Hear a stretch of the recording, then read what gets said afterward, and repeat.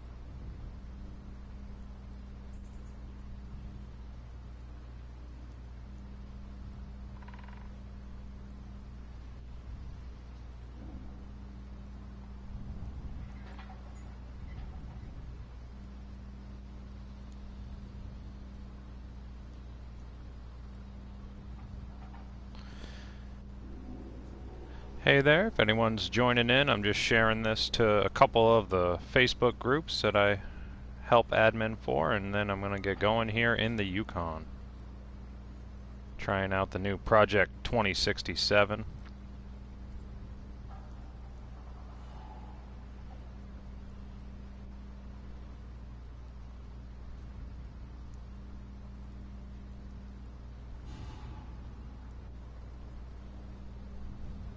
Hey, WHD, what's up, Kev? How you doing, brother? Hope you're doing well. Thanks for checking in on me since I was a little MIA on the Facebook groups this past week. Just taking a little break from everything.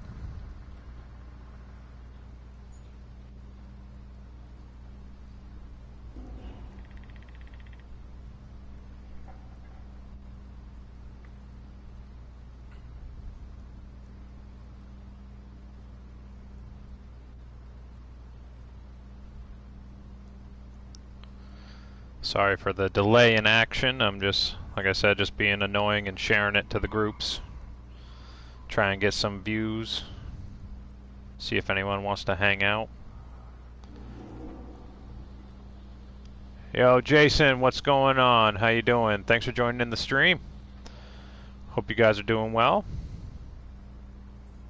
Figured I'd do some work in the Yukon since I really kind of neglected that region in Phase 2. I've done a lot of the work already, but figured I'd come back in and try and do some more work on these maps because they really are kind of my favorite maps out of all of them. I really love what the developers did with the Phase 2 maps here in the Yukon. They honestly are some of my favorite maps in SnowRunner.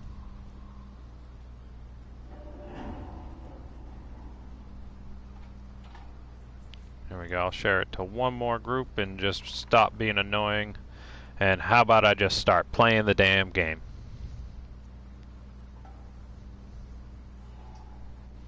Oh yeah, taking the roof off of this one here. It's just an option under the cosmetics.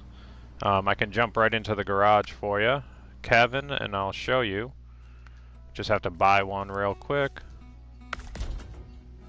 And you go under the visual options, under body here, and then you go removable roof. It's the very last option, and you just deselect that, and then boom, you got the roof off this beast. And honestly, I like it has the vintage fenders, but I almost like the more modern fenders a little bit more on this Project 2067. It completely stock is actually a little bit more of my preferred setup for it, but I really do like this fully upgraded version here. We got the tire in the back and some fuel, and I got this one fully kitted out. And it is a very, very capable mod. It's from John Hot Rod, so if any of you guys are following the mod community closely, John Hot Rod has burst onto the console mod scene with a whole bunch of new mods. that are real high quality. Hey, Ian! What's up, my dude? My partner in crime. Hope you're doing well.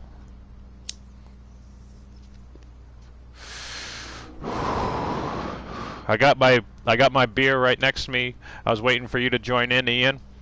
And I'm gonna crack this beer for you, and then I'm gonna get rolling here. Got some snow coming down here in the Yukon, and gonna just have some fun. But this one's for you, Ian.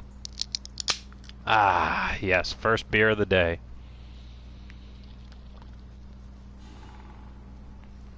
All right. So yeah, I also have the Last Raider Discotheque, the brand new mod from Zidon, and the Last Raider X3. Those are the two Land Rovers you see behind me.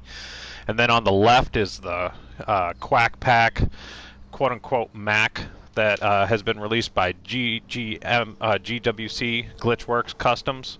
And then on the right is the Tenno T21, which is a brand new mod from Pogheim, who does a lot of really awesome mod pack trailers and add-ons and stuff like that. And it has a new custom crane that is truly amazing.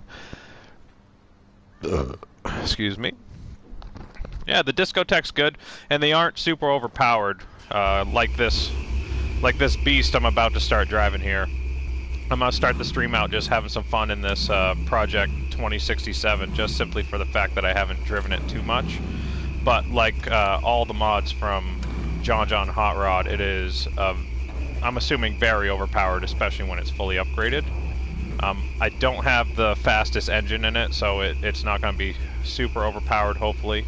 And then you can see on the ground there, I got the CCM Tinka, just for fun. I just activate the little mod just simply because. But yeah, let me get the HUD turned back on here, and let's just go for a quick little cruise, and then I'm going to do some contracts. I have most of the contracts done. I already got the conveyor belts all done and stuff, and I'm gonna work on some more logging and just get these all cleaned up and maybe do some other stuff. But I'm just gonna cruise around here in the Project 2067, and let's have some fun with this thing. Let's see what it can do.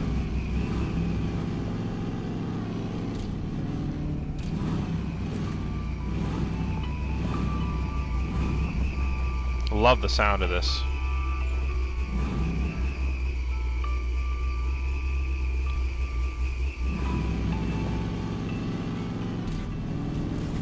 Got Bartleby's bore right here set up, so I'm going to do some logging with that thing in a little bit. Yeah, let's see what this little Project 2067 can do off-road.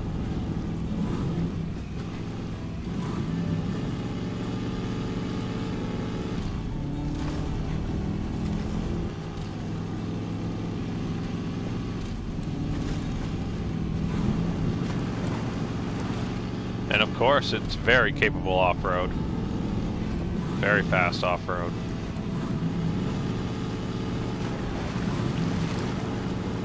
It's got all-time diff lock, so it handles itself pretty well.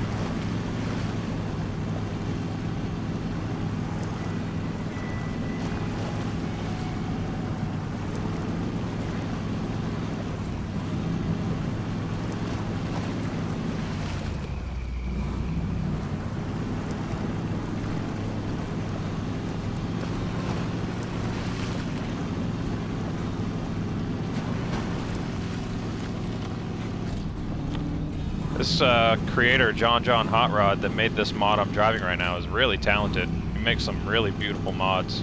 They are a bit heavy on the RAM usage for consoles, which makes it tough to be able to use a lot of them simultaneously, but I was actually impressed that I was able to activate this one with so many other mods that I have going right now.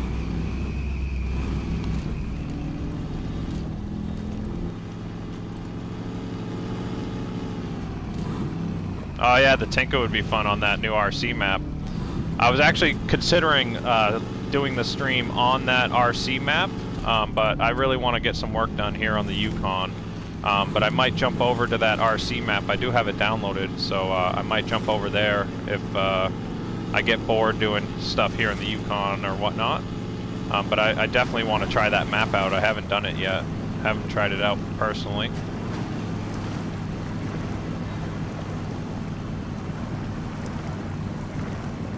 Such a fun idea, though, that creator coming up with that little RC map where you're driving regular-sized vehicles, but all the stuff around you on the map is overgrown, almost like Honey, I Shrunk the Kids, and then you're just driving around in someone's front yard and backyard. It's a pretty cool idea.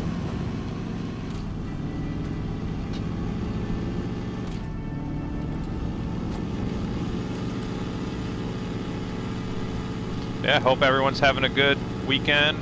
Just hanging out here. My girlfriend went to the beach, and now I'm just hanging out, playing some games and chilling. Did some laundry, got the apartment all cleaned up, so now I can just hang out and do some gaming.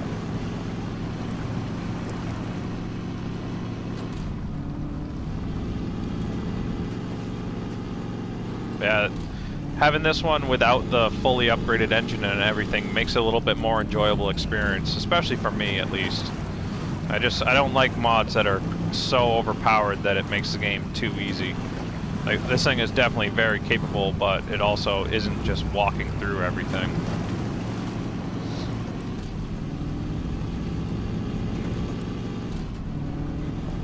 I really love these maps here on the Yukon. Nice, well-detailed interior on this thing.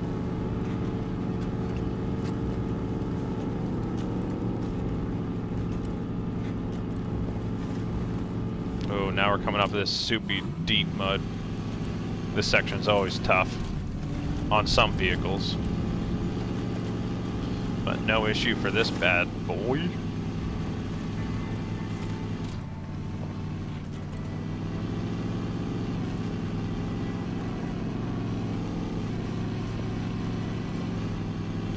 Sorry, I've been a little bit inactive on my channel here. I've been trying to play the game more, but I've been so busy in the summer actually being outdoors and enjoying life and working a bunch and I went camping and stuff, so sorry for the lack of content, but I will try and get more content going here in the future. I appreciate everyone that has hit that like and subscribe button and has been supporting my channel. I can't believe I'm up to almost 650 subscribers. That just blows my mind. I appreciate every single one of you for hanging out. Hope everyone can get a chance to enjoy these games as much as I do.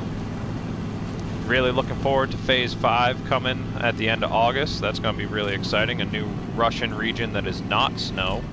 So that'll be fun.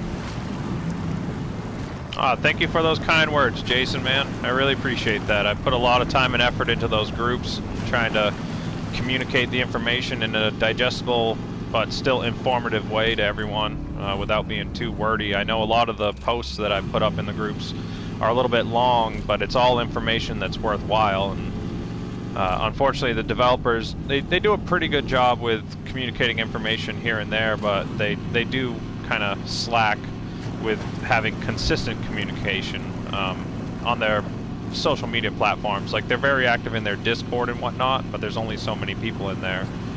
So I've tried to become a news source in a way for people that are wanting to know what's going on with these games and whatnot. And especially with the introduction of console mods here, it just breathed an entire new life into the game and made it so much more popular. But again, I appreciate those kind words, and I do my best to try and help everyone out, answer questions, and have up-to-date information when we get it. And just share the stoke of these games so that they do better. Because I just want this game to do as good as it possibly can, so that then we can get future titles. Because all I look forward to is just sequels to these games and more. Just kind of just love them that much to where I just want to see it succeed and just do better and better, so we get more games like this in the future. Because I just want to see open world off-roading games with really dynamic and interesting and fun terrain that allows us to just do what I'm doing right now and play the game for no reason and just drive around and free roam and just explore. but also then be able to do contracts and missions and all that fun stuff. But I really look forward to what we get with future titles from this franchise, because they have committed to saying that they are going to do more games, but that just won't be for a while, especially the fact that they committed to doing a second year of DLC. So we won't see a sequel for this game probably until 2023 or maybe 2024. But that's okay, because they'll just get better and better with making the technology and the terrain system, and be able to make larger maps that are interconnected and all that stuff. That they've already planted the seed with this game, and then they'll just build upon it and make it better and better as time goes on.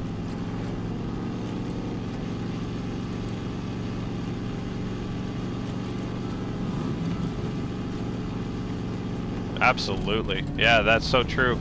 Looking back on the game from when it started in the spin tire days, and then got ported over to consoles and bought by a new company, like there's a weird and long history with the game, but I'm glad it's all worked out in the end to the point where it's gotten as popular as it is, and kind of come out of the shadows of an indie game series, and now starting to become a lot more of a legit, full, respected game series.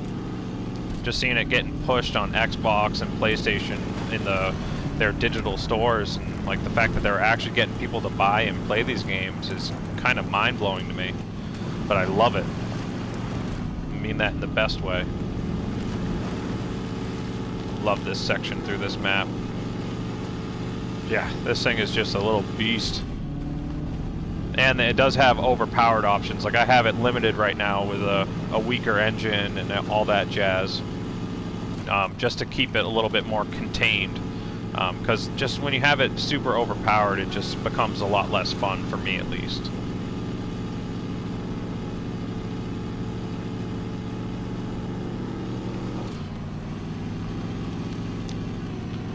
Yeah, this thing handles itself well here in the Yukon. I bet it would do really well on the new maps, and the Phase 4 maps, and the Omuro Blast maps.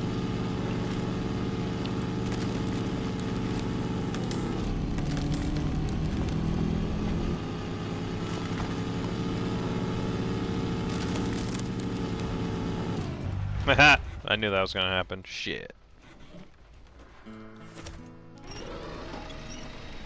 I was trying to slide it on the ice and hopefully do a donut, but ended up catching that breakable ice. Yeah, not gonna work. Shit.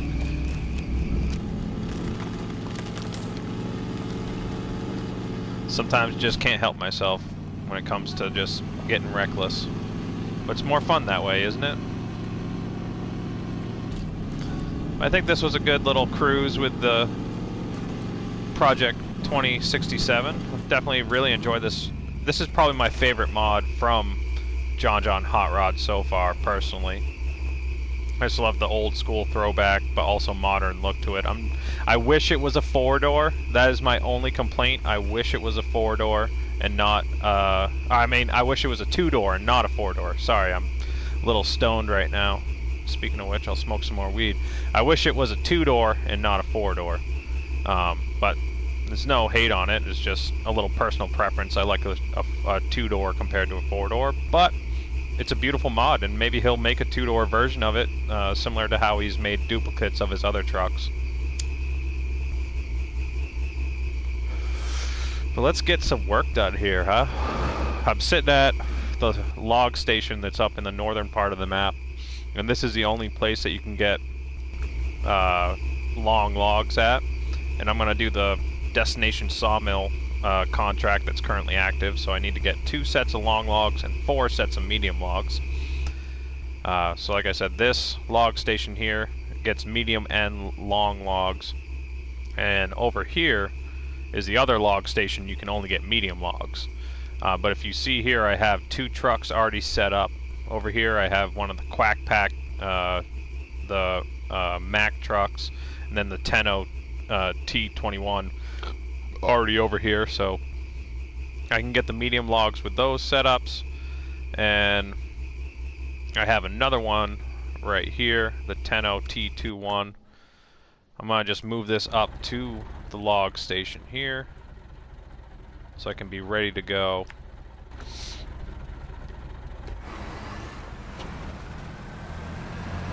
And I got the 10.0 T21 here with the Delta semi-trailer set up for long logs. Absolutely love the Delta semi-trailer pack, and I've instantly fallen in love with this 10.0 T21 from Pogheim.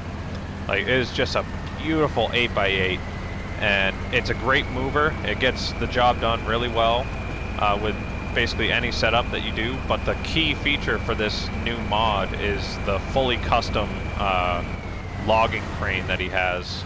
Or it's not a logging crane, it's a fully custom crane that he has set up for it. And it is just an amazing crane. It has the...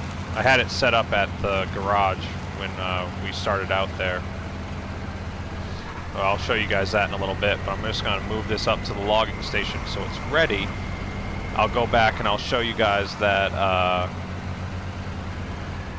the new crane that I was talking about, and then I have the bore set up over there that I'll bring out here and get the other set of long logs. I'm just trying to navigate this ice real quick. I don't have chain tires on, so it has no traction, but that's fine. Just trying not to get myself stuck in the breakable ice. But this 10.0 T21 is such a capable little truck. Such an awesome 8x8. I absolutely love it. Really doesn't use too much RAM. It's just a great all-around rig. Then combine it with Pogheim's Universal add-on pack, and oh my goodness, it's just so good. I'm just gonna park this over here on the side, and I'll save it for a little later, but I'm gonna bring the bore up to this same location, and then we will be good to go.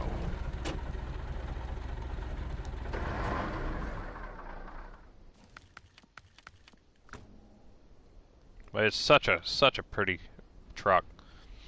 Just love everything about this. It really fits the vibe and the feel of the game compared to a lot of the, like the Project T 2067 I was just driving, and a lot of the more modern trucks they just don't fit the setting and theme of the game as well as some of these other ones.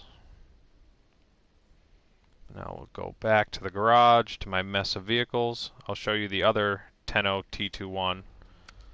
This one already has the custom crane on it. I'll move this thing out of the way. Actually, I'll just recover it to show you one of my favorite things is in the paint for this truck.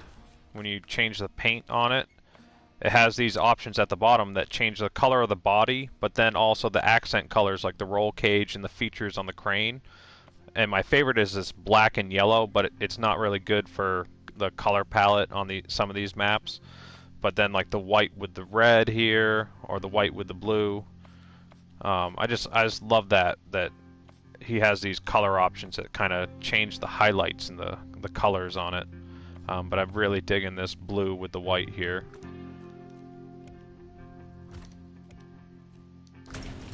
I'll show you this crane really quick. It is a very capable crane.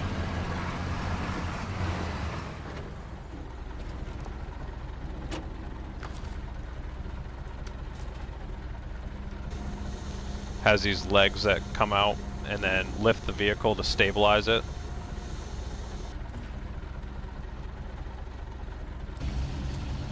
But it will lift a full-size vehicle.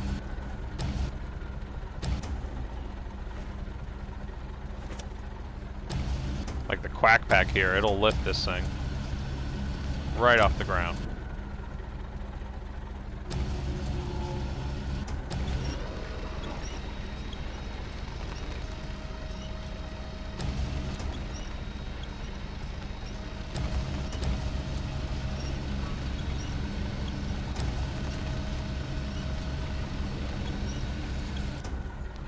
Yeah, like the regular crane from the base game will not do that, I'll tell you that much. But it's one of my favorite things about this new mod from Pogheim. It's cool to see him doing more actual truck mods, where he's known for doing his trailer packs and whatnot.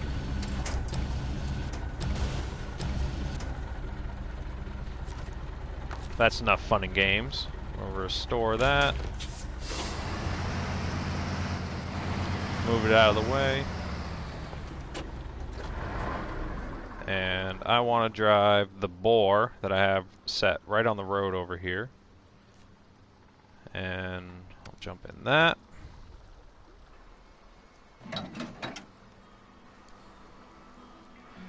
Love these tweaks from Bartleby. He's also burst onto the scene for consoles recently, being one of the first people to get some actual DLC mods onto consoles, which is very exciting. But I'm going to take this all the way up to that same location right over here. Now the question is, do I want to go through the deep mud and go for the straight route, or go all the way around? What do you guys think? Should I go all the way around, or should I go for the straight approach? I mean, straighter should be quicker, but having to climb this hill will be a good challenge to see if these upgrades that Bartleby has put on the boar will make it capable of climbing that hill. And it'd just be longer to go the long way, so... yeah, fuck it. Let's go with the short route. Short route takes us right along this way here. Have to go along here. I can cut straight up here.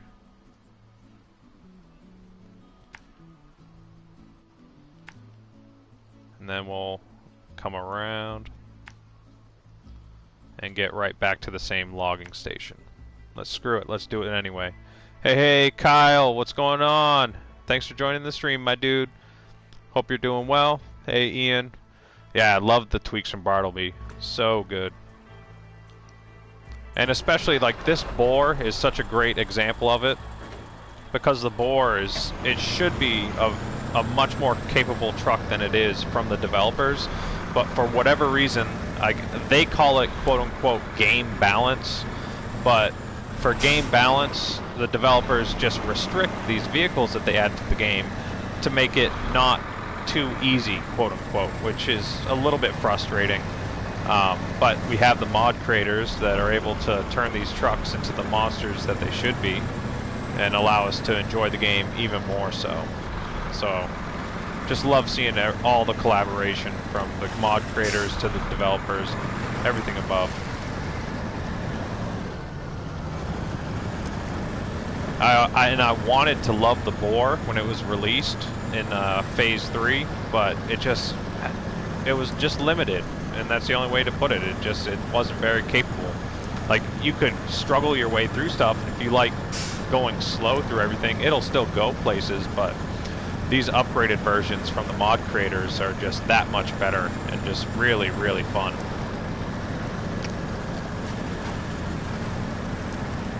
Just taking what the creators have made and then making it better. And then I drive right into a rock while talking.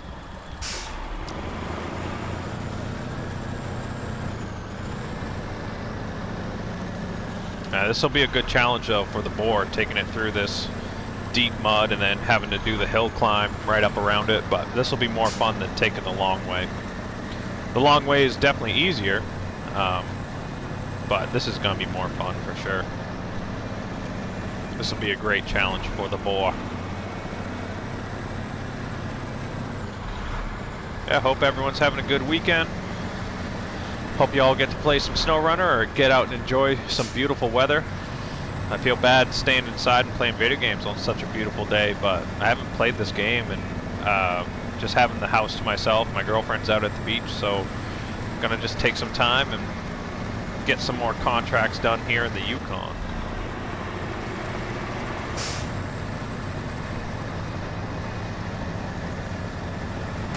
What's up? What's up, Kyle?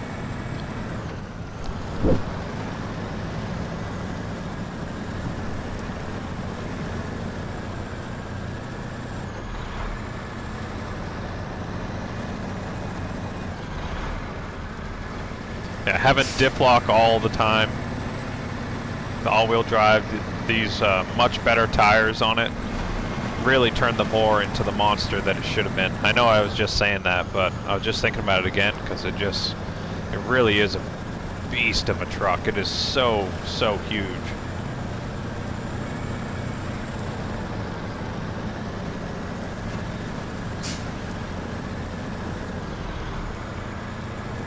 Put this thing next to the P16 and it almost makes the P16 look small, which is just hilarious.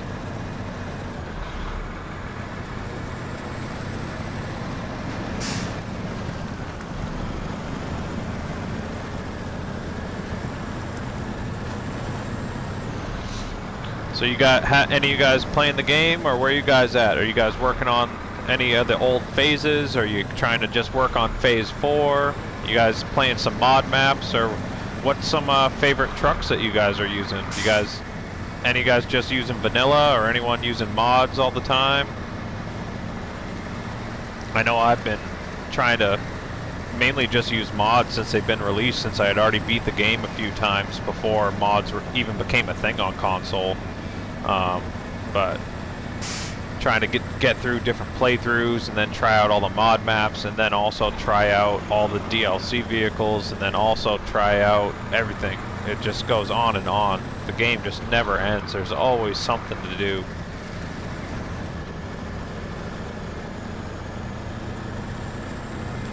And this is the part I was worried about, but it seems to be handling it pretty well. This is a real steep climb for this bore, but it's handling it pretty well so far. It's just these rocks that become an issue when you're climbing up here.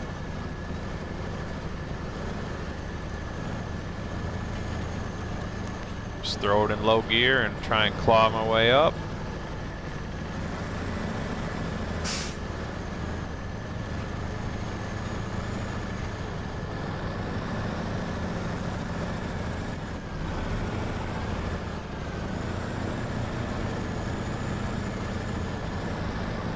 Yeah, this thing is a absolute beast. I really want to send Bartleby like a 12-pack of beer and just be like, dude, thank you for making these trucks what they should have been from the start. Absolutely love it. Hey, Jason Moffat, thanks for joining in the stream, my friend. Hope you're doing well. Are you working on the new maps? Nice. That's awesome, dude.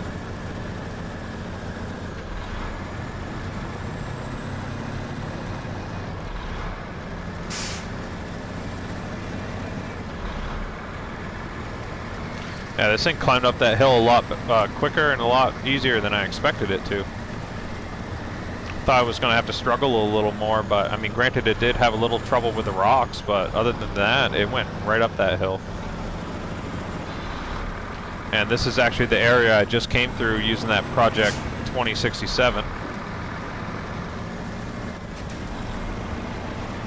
I love this little ravine that you go through here. Something about it. It's just one of my favorite sections on these Phase 2 maps.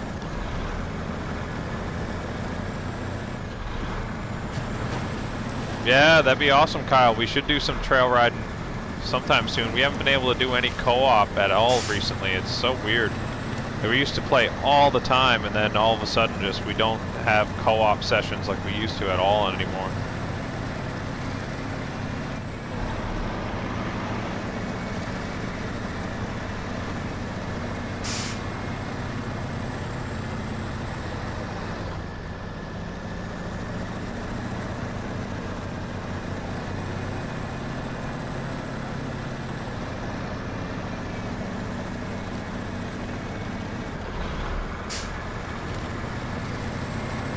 Just gotta get through these trees here. I wonder... I mean, I might be able to fit through there, but this thing is a beast. Probably safer just to go around here.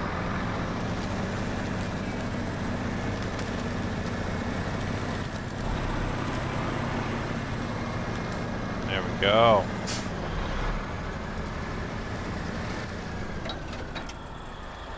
All right. So got the bore up here. Got the Tenno. Let's actually do the first trip with the Tenno.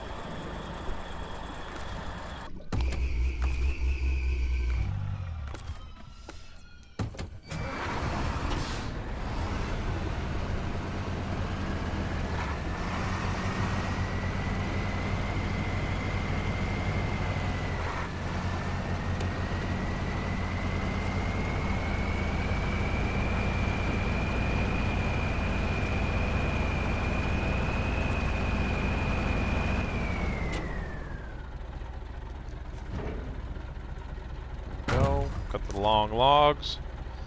Now, I have to deliver them basically all the way across the map to the sawmill, which is past the garage where I came through to get all the way back here.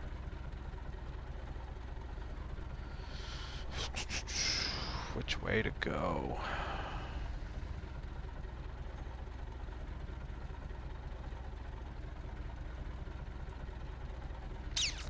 I basically either have to go the long way or the short way that I just came, so let's just go the long way, have a nice relaxing cruise all the way through.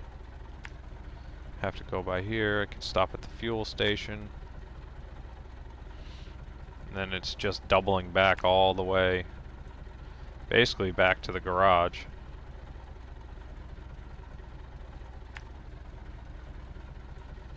Then we can cut across and then climb the waterfall, then all the way back to the sawmill. So that'll be my next 20 minutes. Just cut across here, get past the lake, drive past the rolled steel factory, and then basically do a loop across the entire map. I like that new Jeep. Yeah, the 2067. I think I have it parked right here. The Project 2067. This thing's dope. It's a beautiful mod. Very well made. It does have hyper overpowered options that I'm not too keen on, but I think I have the stock engine in it, and then just upgraded, you know, the suspension and the tires, and then took the roof off and threw some repair points and stuff in the back. It's a very capable Scout. This would be very fun to go for a trail ride in with a bunch of guys. Maybe go around TNB trails with it, and it sounds so good. Like if you turn up your volume and listen to it, like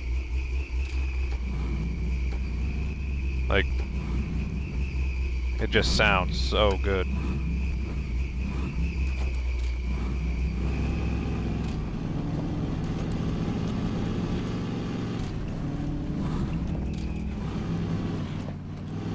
I really, really dig it. It's a fun Scout mod for sure. But it does use a lot of RAM. Like out of all the trucks that mod trucks that I currently have active on this game stream right now, the highest RAM usage is for sure that that little Scout I was just in, the Project 2067. I'm gonna use the 10.0 T21 here with the Delta semi-trailer pack using the long logs on the back, and we're gonna drag these logs all the way across the map to the sawmill and get this contract taken care of here.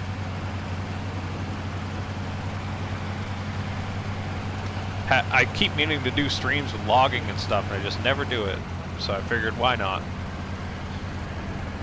Fun something to do here, cleaning up contracts and shit in the Yukon.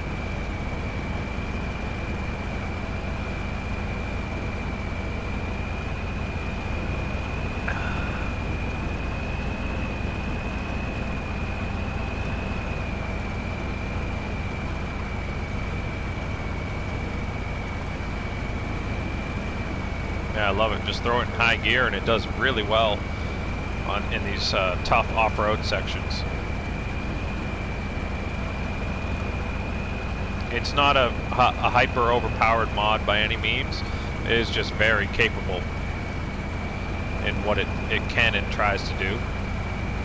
I'd love to take this thing into like Tamir and then do like a new playthrough through there. And I actually think I have a bunch of contracts and stuff. Like I haven't really completed much of the original regions in this mod playthrough, so I might actually go back and do some of that in a future stream or something. But man, those angles make you worry.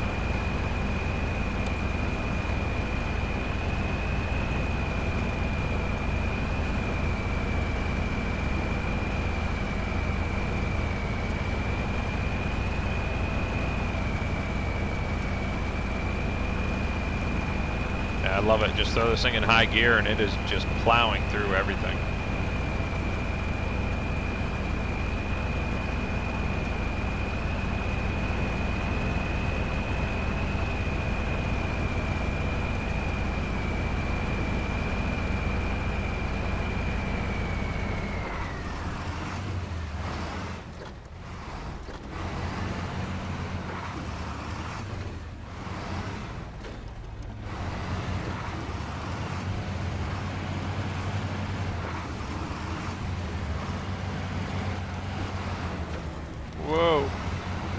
Getting a little reckless. What I need to do is I need to adjust the daylight. It's a little dark through here.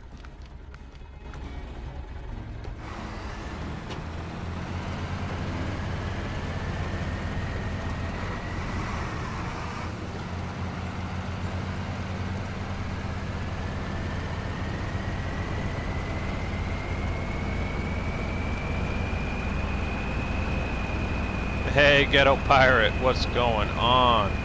Welcome back to the stream, my friend. Hope you're doing well. Hope you're having a good weekend just hanging out.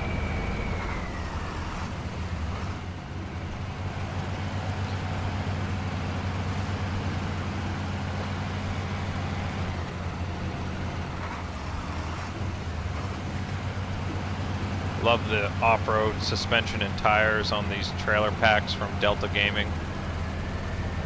You see the D&D modding on the mud flap.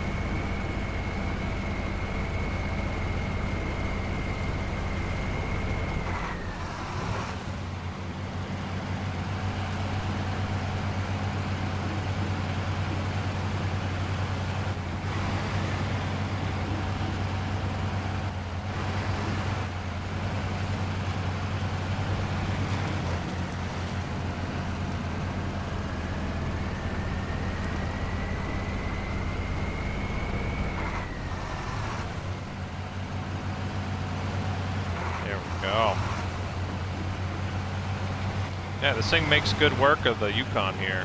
Such a great, well-rounded truck. Love it.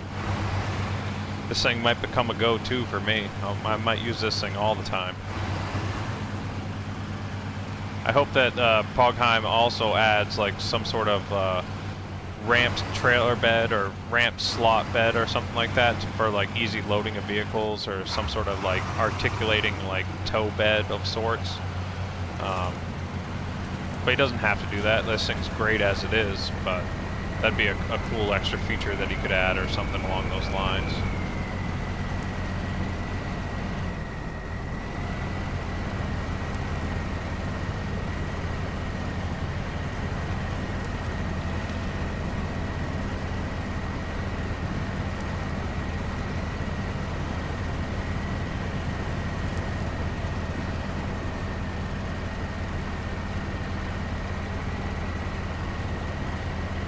Oh, nice. That's awesome, Ghetto Pirate. Happy to hear that, man. Sounds like a bunch of fun.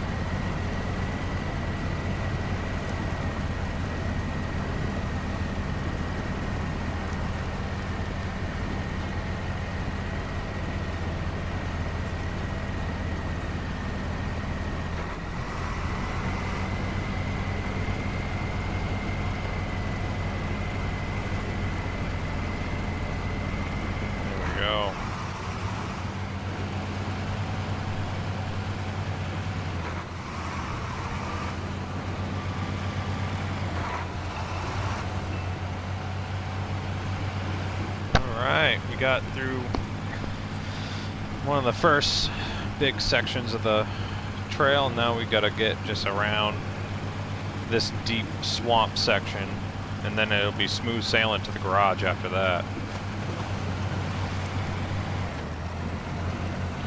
Just barrel into it full speed.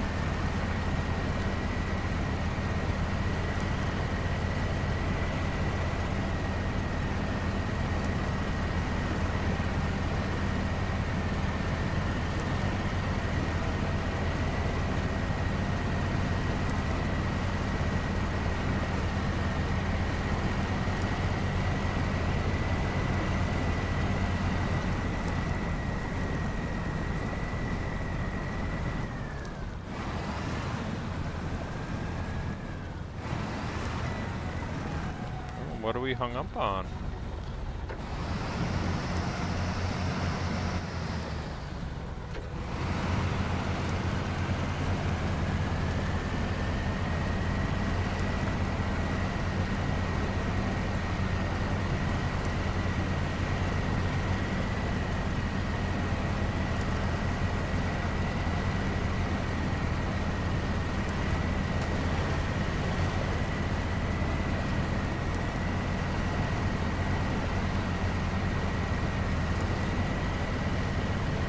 Oof, gets deep right there.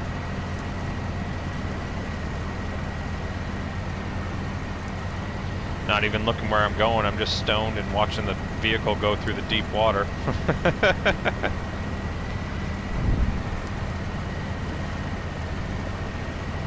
Speaking of which, we gotta re-up the bake.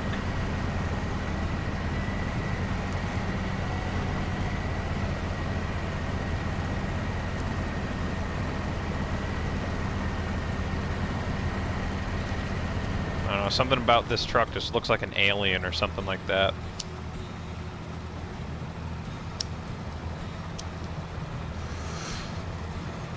Go marijuana.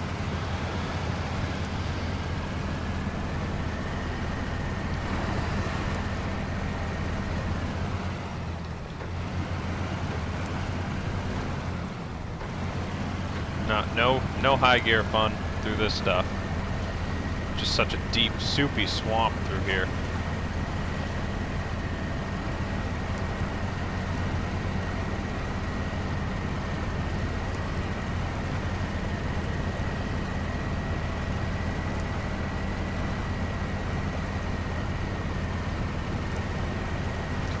Yeah, this thing handles it well. I mean, gotta just trudge through it in, you know, the low high gear, but it does really well through here.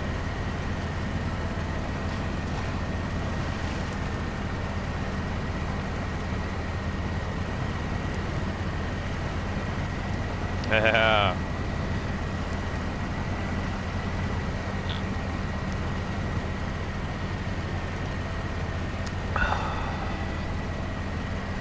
I'm getting near to the bottom of my beer, Ian. I'm gonna have to go grab another one.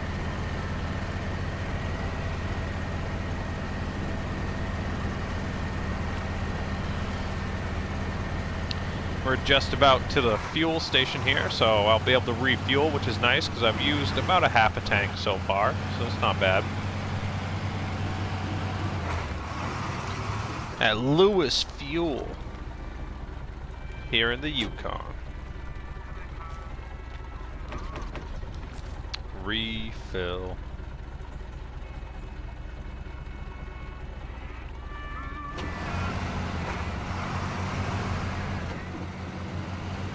Alright, now we'll just keep on going.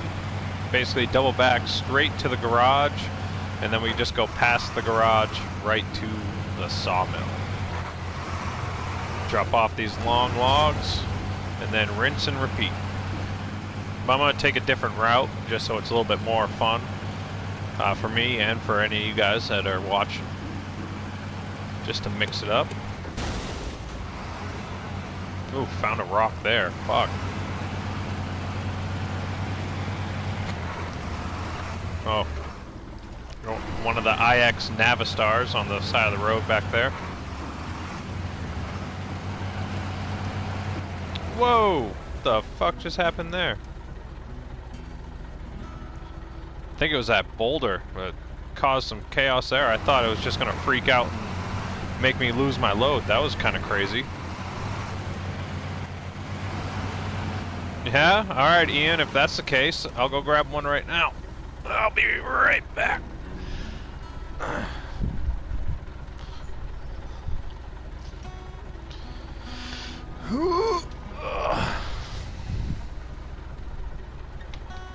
found these really yummy IPAs from it's a brewery called Otter Creek Brewing Company from Vermont, I believe.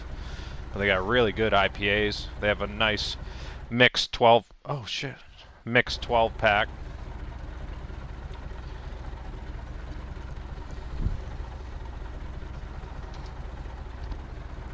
Ah, man. Sorry for that blip in the stream, guys. I accidentally hit the home screen button for my PlayStation 4.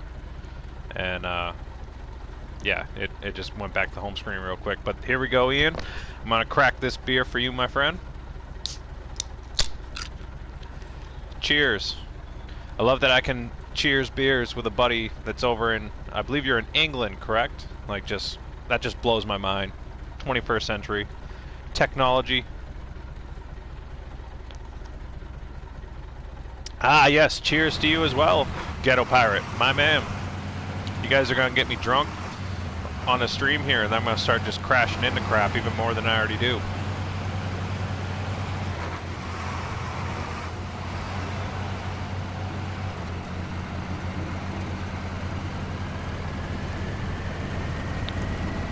But thanks for anyone and everyone that has been joining in the stream and hanging out. I really appreciate it. Feel free to drop a like and subscribe if you have not done so already. I truly appreciate any support and all support. I just hope everyone is enjoying these SnowRunner games as much as I am, or even half as much as I am. Because if you guys know me from the Facebook groups and whatnot, you can tell I'm a little bit of a fan of these games. Just a little bit of a fan. I like them a little bit.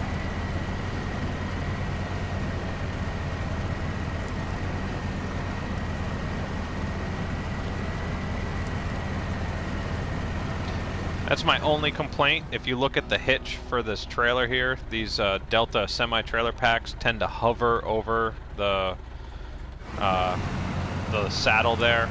So that's the only real issue, and the fact that the tires will glitch through the ground when you change maps or leave a vehicle and come back to it. Sometimes the tires will sink through the ground, which is real annoying, but other than that, this is my go-to favorite trailer pack for sure.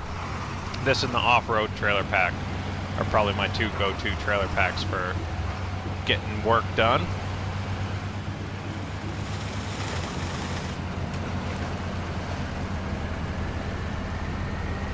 Yeah, this Tenno T21, man, it is a beast.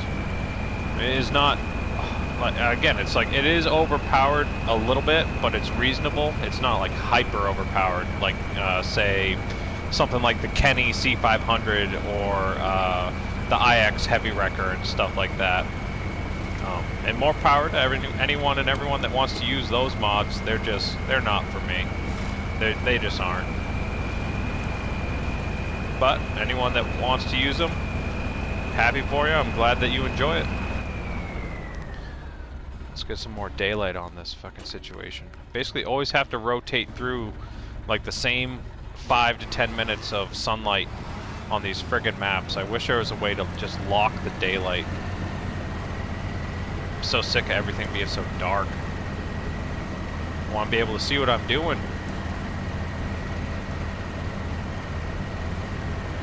Oh, okay, Ian.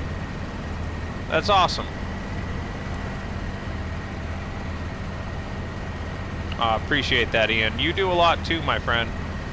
You and all the other admins that I work with in these groups really make it a nice and respectable community. Unfortunately, with it being on Facebook, there are so many trolls and just straight up assholes that just want to be pricks for no reason. And having to deal with that and you know bounce the assholes when they show their ugly head. Like if it gets to a point where we got to remove people, you got to do it. You know, it's just weeding the garden. And we've really done that with these Facebook groups to where it's become such an amazing community. We've got the console group that's up over 40,000 people that is just such an amazing community of people sharing their experiences with the game. And then there's like the news page that I started, and then all the multiplayer groups, and there's just an unreal number of groups of amazing communities of people that just truly love these games. It's just so cool to see. And I love the fact that there's so many new players that are still discovering these games today and then coming in and asking questions, and there's so many awesome, nice people like you, Ian, and all the other folks that join into these Facebook groups that are just there to help, to share, and just build the stoke and just really just enjoy these games to the max. It's just been so cool to see over the last couple years of being in these groups and just seeing how many other people are out there that love this nerdy off-road experience that we all love. There we go, going past the garage. Then we'll go across this bridge here. And then we'll cut to the left and go up the waterfall and deliver this first load of logs. And just, you know, a side note, I'm so happy we have logging back in the game. It is a little bit disappointing the way the developers have kind of undersold the logging aspects and the way they incorporated it back into the game, but just the simple fact that we have logging again makes me so damn happy.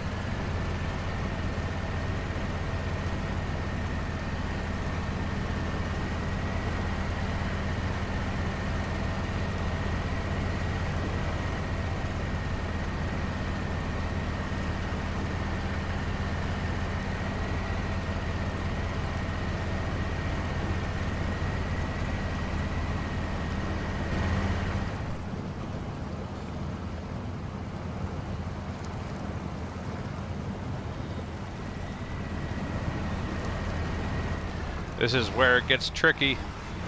I'm probably going to have to use the winch, but I'm going to try to not use the winch.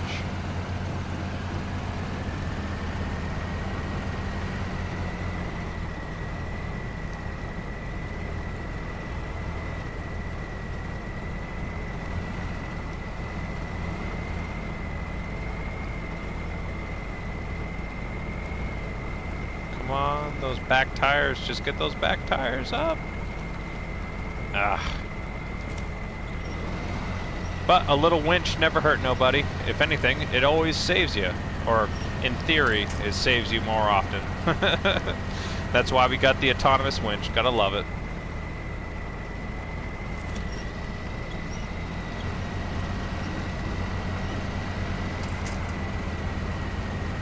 There we go.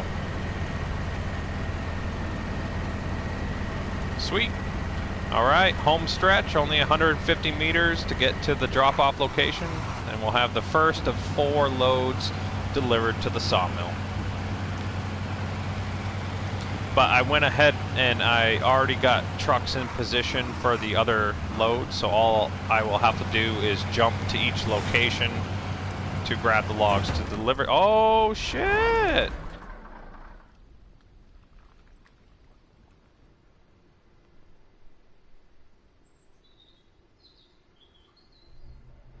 Well, that just happened. That just wasted all that time. That's pretty cool.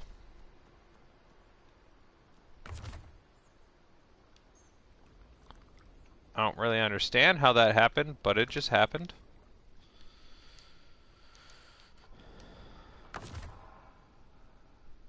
Oh, and I do not have an autonomous winch on this thing. Mother of pearl.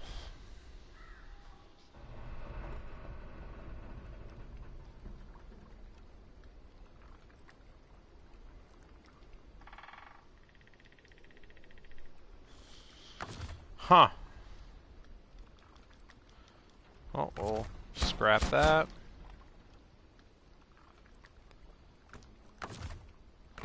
Well, that's SnowRunner for you, folks.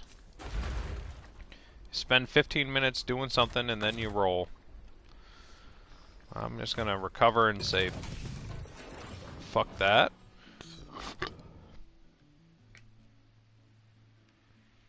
I'm just gonna get one of these contracts done over here. Or, I'm gonna get the medium logs taken care of and just move on, and we'll go from there. Let's use the Quack Pack. I love these new trucks from Glitchworks. The Quack Pack, it's so good. But basically the same trailer from the same Delta semi-trailer pack, but this one's medium logs, and being able to carry 2 sets of medium logs in one truck is such an awesome feature. I love this trailer. I'm going to try and take that same route I just took, basically, climbing up the waterfall, but this time I'm not going to mess it up like I just did. But hey, that's SnowRunner. I could have brought a truck over with a crane and recover those logs I just dropped and everything, but I'm just going to drive back there with another truck and just try that again after, and we'll go from there. But we'll get these medium logs done, and then we'll get it all taken care of. Oh well, that's SnowRunner for you. If anything, that's SnowRunner at its finest right there. Is getting all the way to within 100 meters of your destination, and then you roll. At a position where you didn't think you were going to roll at all, just for whatever reason, hit a wrong angle, and then boom, the truck rolled over. Ruined all that time and effort. But you gotta roll with the punches with this game.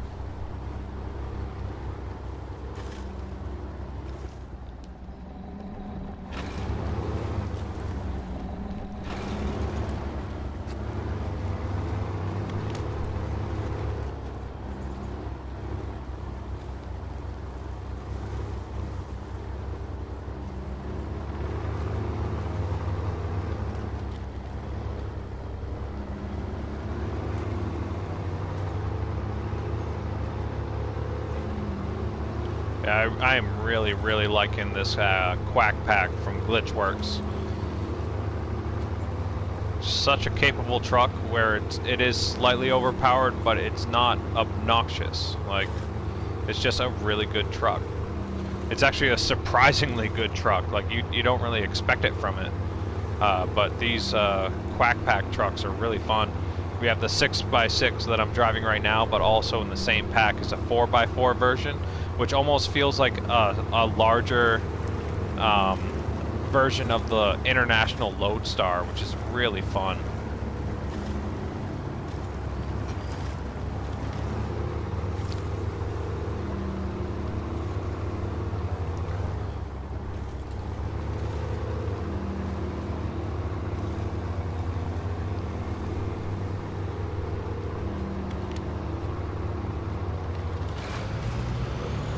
Holy cow, you're 53, Ian? Holy guacamole. I didn't know that, buddy. In no way am I saying that in a bad way. I didn't think you were up there in age that much. But hey, good for you, my friend.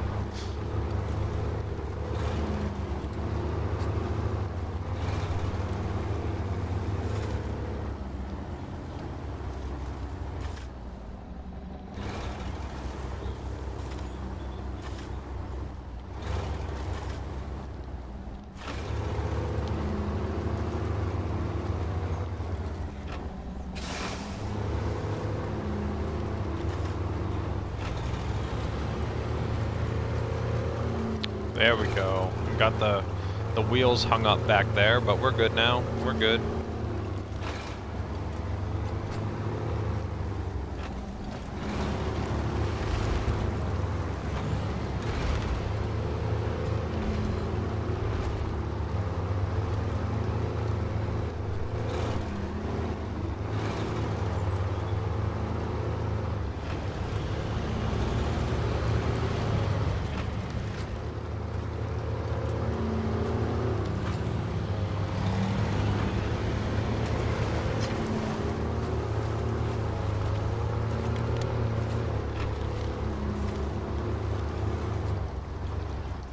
Man, the high gear is so fast on this thing.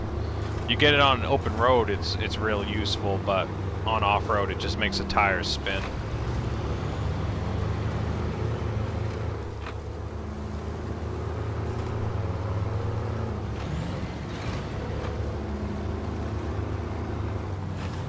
That's awesome, Ian. Yeah, mind of a 25-year-old. Yeah, right? I feel you, brother. I still feel like a kid at heart, for sure. I mean, I'm 33 now, but I still feel like I'm a fucking teenager.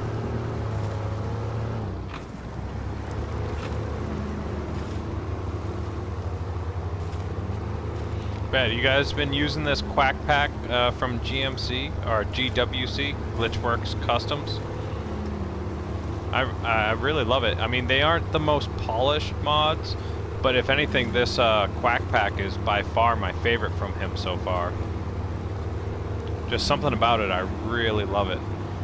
And I just put the little air shield that's on the roof there behind the light rack, but I just loved it. I love it so much.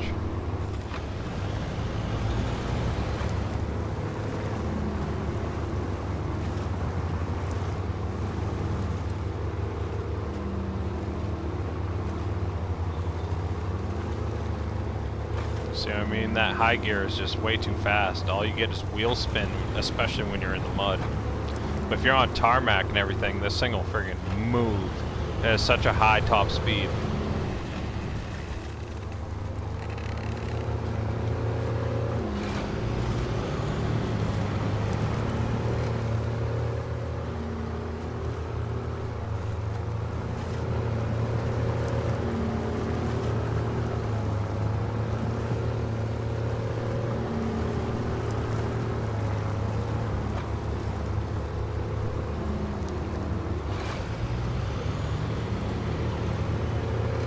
Alright, we're gonna go through this again, but this time I'm not gonna roll over.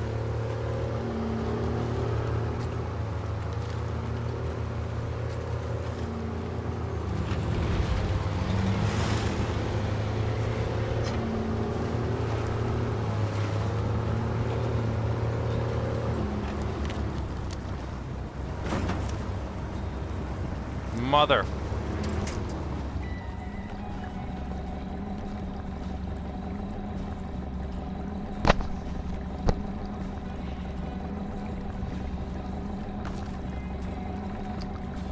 Well, there goes those logs.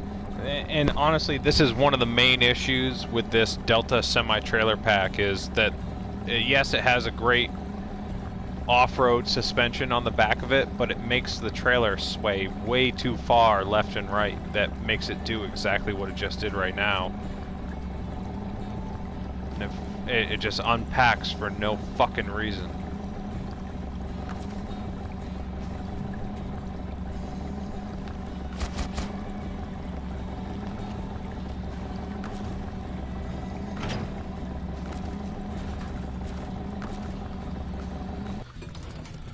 Well, that just goes to show that I should not be doing logging. So I'm just going to pick a different contract. Let's work on reinvigorating the gold mines. So we're going to just pivot, do something else, and continue having some fun here in the Yukon.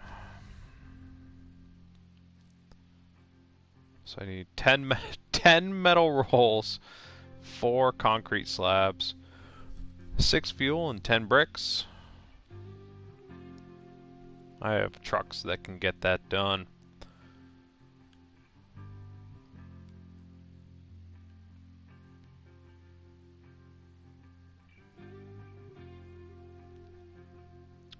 So I can get the concrete slabs. Alright. I'm going to use the same truck I was just using.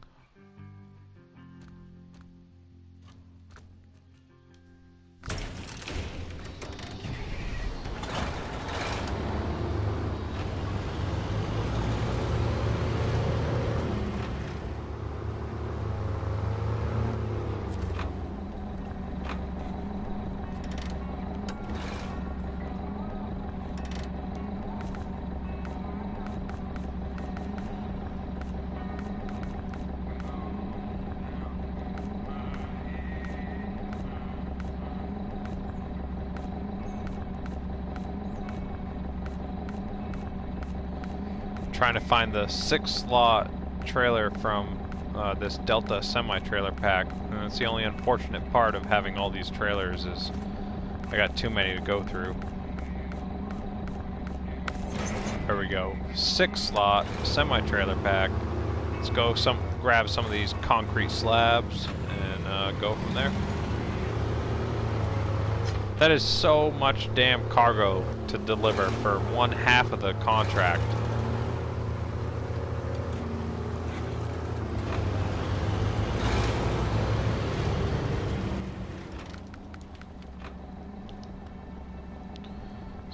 Go to the concrete plant, grab some concrete slabs. I've already delivered a bunch of cement, and then we'll go straight back to the gold mine. Oh, you just had dinner? Chinese wash down with Stella? That's hilarious. Now it's 4:20 time? Oh, dude, you're reading my mind, Ghetto Pirate. I'm gonna smoke some weed. That's the reason I keep messing up here. And it's like I said, you guys are starting to get me drunk while I'm playing here. So I'm all fucked up, and now I'm starting to make mistakes. I just rolled 2 sets of logs for no reason.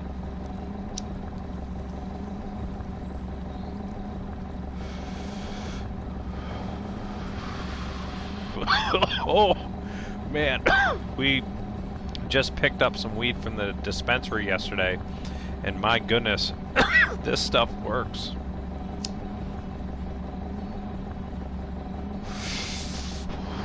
Woo! All right, let's get this gold mine, unlocked. Woo! All right, we're using the Quack Pack QXL or GXL 700, the 6x6 from the Quack Pack. Absolutely love this thing. It's the first quote-unquote look-alike of a Mack truck brought into SnowRunner, which is really exciting. I know a lot of people have been asking for more real-life brands brought into the game, like Kenworth and Mack and all this jazz.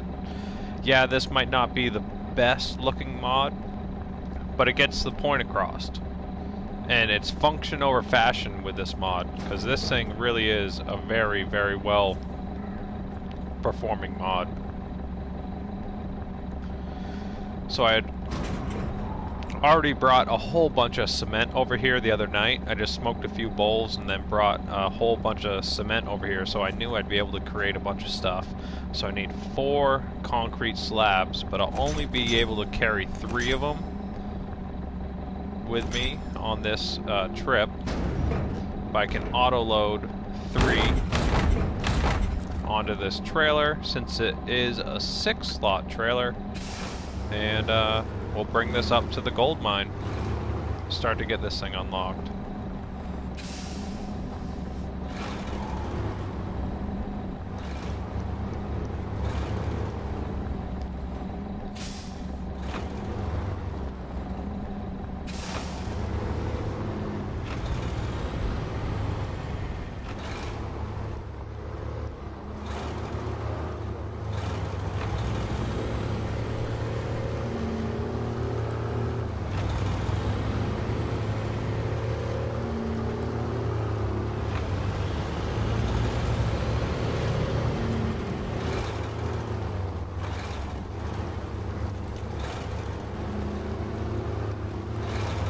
Oh yeah, you got orange cheese. Let me see what I got here. They have all kinds of weird names at our dispensary, but we got a quarter of purple punch, and then we also got a quarter of what they call wedding cake. But this new dispensary that we've been going to has such good weed. Oh my god, it is just phenomenal.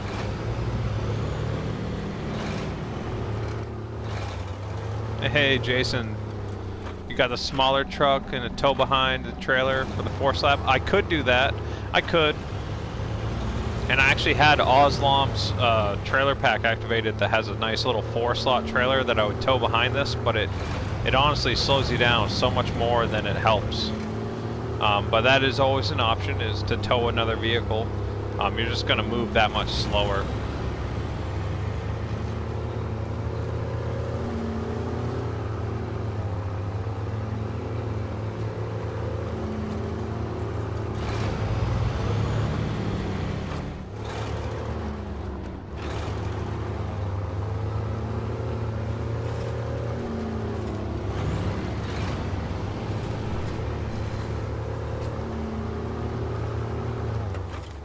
I didn't even realize I didn't have the all-wheel drive on that whole time. I mean, I was primarily on, you know, tarmac, but still.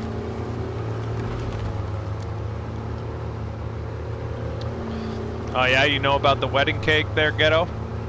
That's awesome.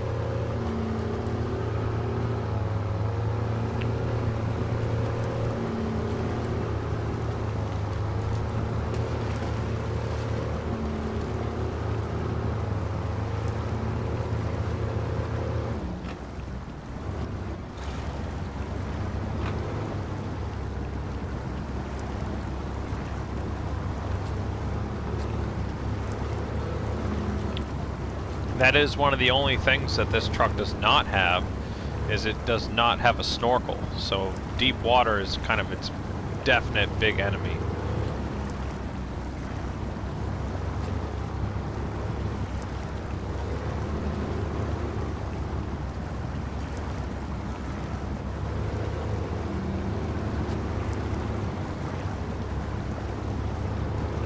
Come on, you can do it. I think I chose the wrong way to take this truck because I'm going to be going up the hard route, which is probably not the smartest decision considering that this is not a OP truck. But we'll see. Maybe I'll lose another set of cargo like I just did the last 2 contracts I tried to do.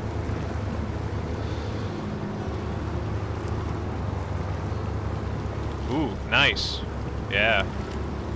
Oh, nice. Alright, yeah, you got that good stuff over in the UK ghetto. Nice. Jason, you guys got wedding cake too? Yeah, we love heavy indicas. Like, my girlfriend likes some sativas, but sativas are more of a mental high. You know, an indica, you know, the joke is always indica puts you in the couch. You know, it's more of a body buzz type of weed. And I kind of prefer those over the mental, like, smoke weed and get shit done kind of weed. And I like the weed that you can smoke to just really, like, it more or less numbs you out, almost like alcohol in a way, but it's so much more fun for just like playing video games and just relaxing at the end of a long day and stuff like that. I'm much more of an indica fan myself compared to sativa, but there ain't nothing wrong with a sativa.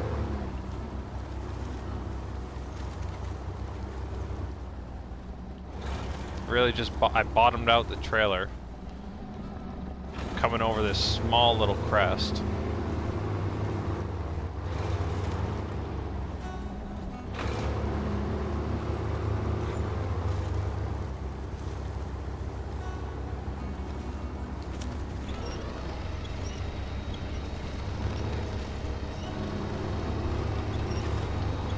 Yeah, I think I messed up and took the wrong route, folks.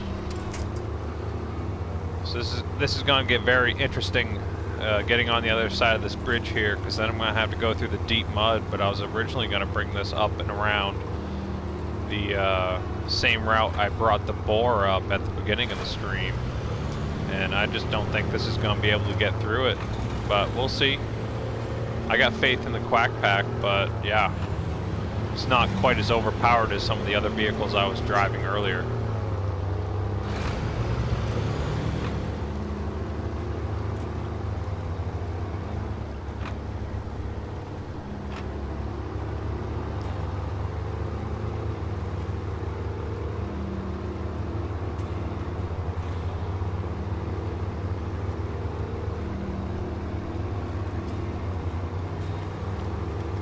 Oh yeah, Jason, yeah, CBD is always good too.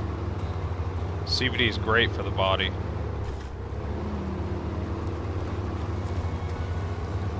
Here I am trying to read the comments while driving and I almost just flipped the trailer again.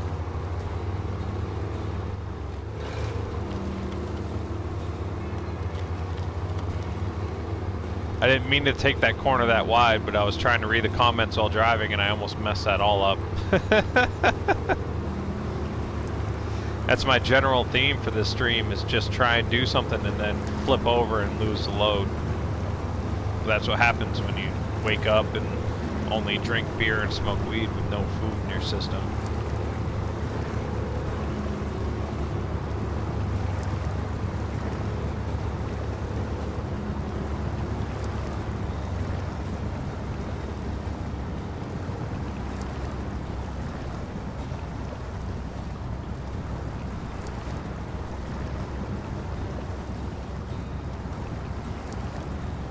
Oh wow, really? Just got stuck right here? This is the most I've seen the Quack struggle.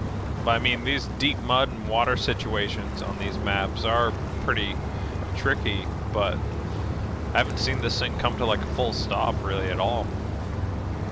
But I am pulling 3 concrete slabs, so it is a heavy load, I guess.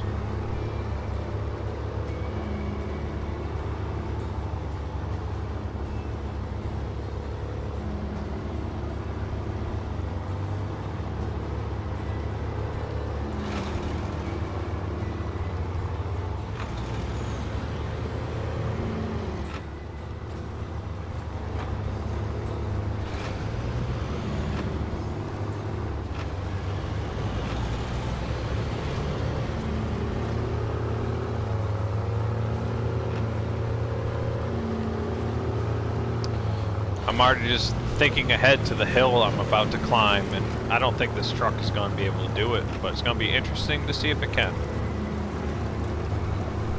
Just knowing how much the boar struggled to get up it earlier. Granted, that was without a load, but yeah, this is going to be a test coming up here.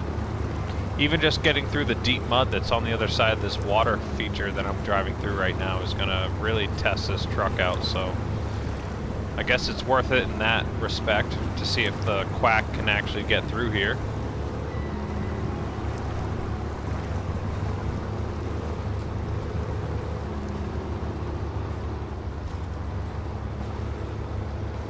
Yeah, pulling 3 concrete slabs is no joke. Thing's pushing rocks behind me.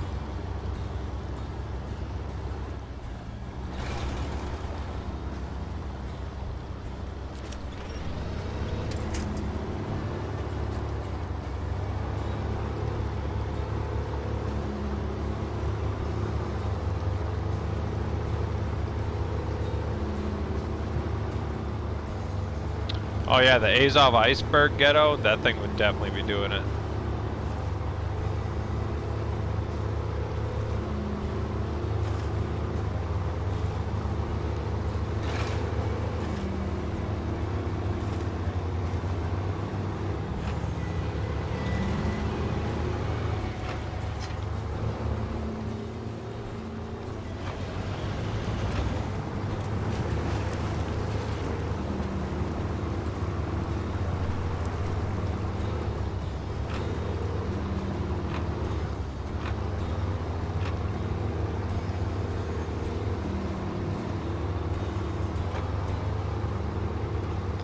Hey there, Bin Hunter 420. What's going on? Thanks for joining in the stream.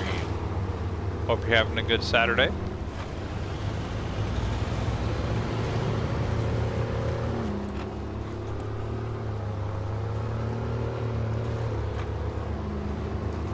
Oh, that's awesome, Ghetto Pirate. I'll check that out after this stream, man. I love TMB trails. My God, I just really do love TMB trails so much.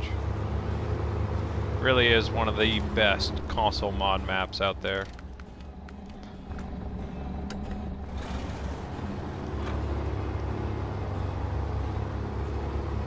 Yeah, this is that deep mud section that we gotta crawl through, and then just to the right here is the hill climb to try and then go up.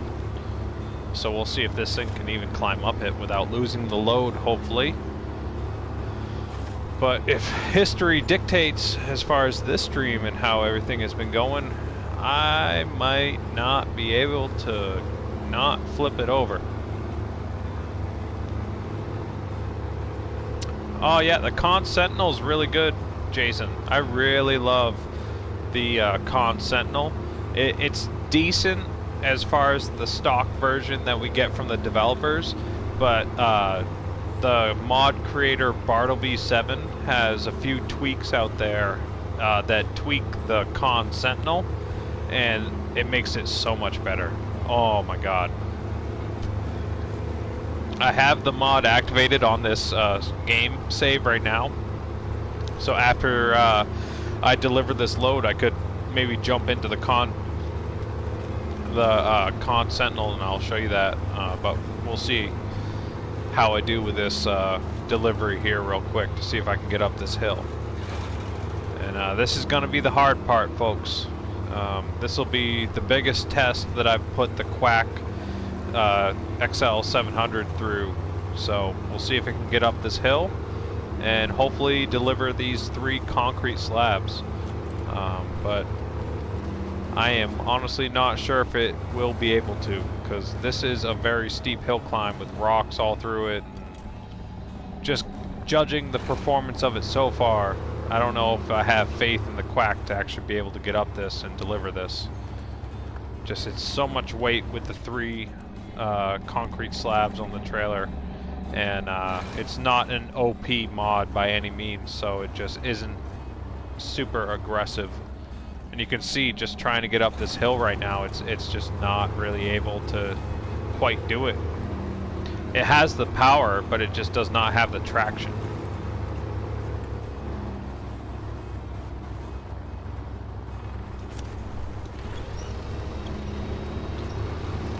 gonna cheat with the winch a little bit.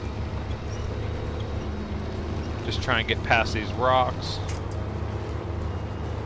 Then we'll continue on here and just see if we can get up the hill.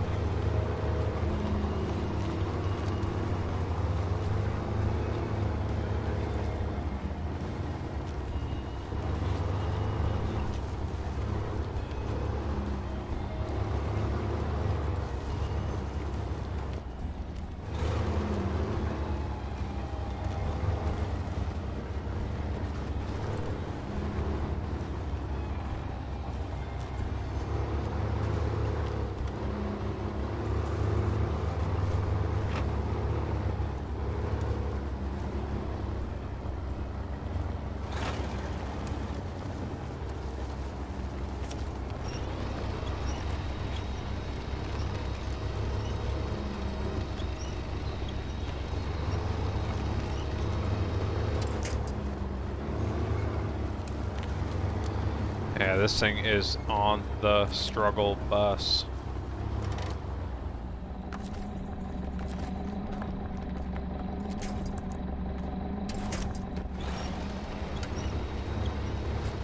Looks like I'm gonna have to cheat with the winch, but I just want to get to the top of the hill at this point.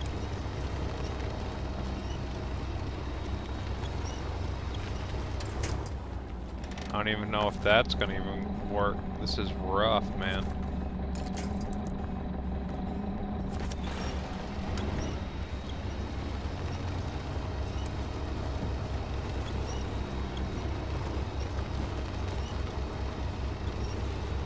Well, this is exactly what I was worried about when I was talking to you guys earlier in the stream, saying that I don't know if the quack was going to be able to get up this certain section. And I was right. This thing just does not have the ability to climb this hill with this much cargo, which really is unfortunate.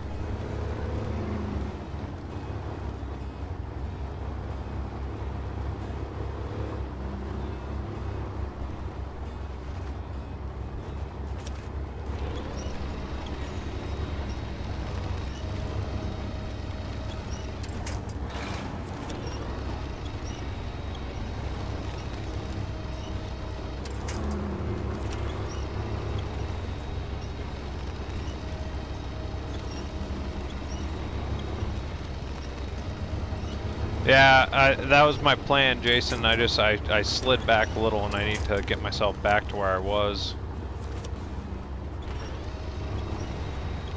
I'm not sure if when I park it, if it'll roll back, so I just want to get up a little further.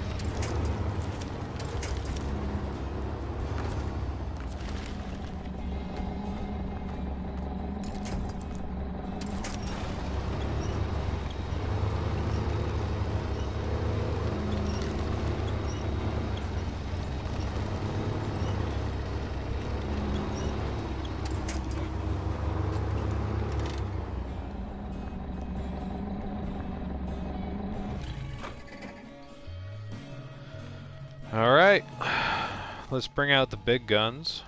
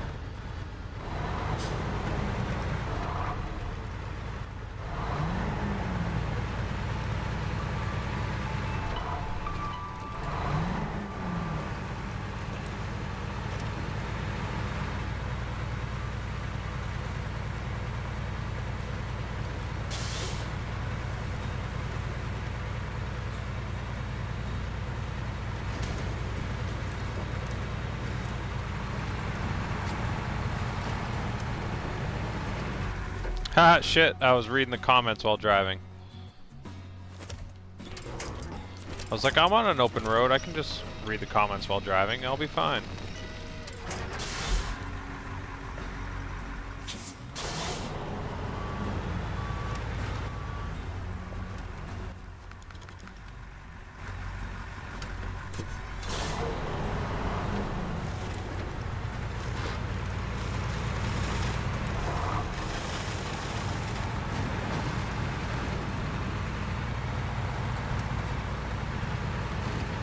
Got the Bartleby Pacific P12 here. I mean, this thing is just a true monster. That's really the only way to describe it. It is just such a beast.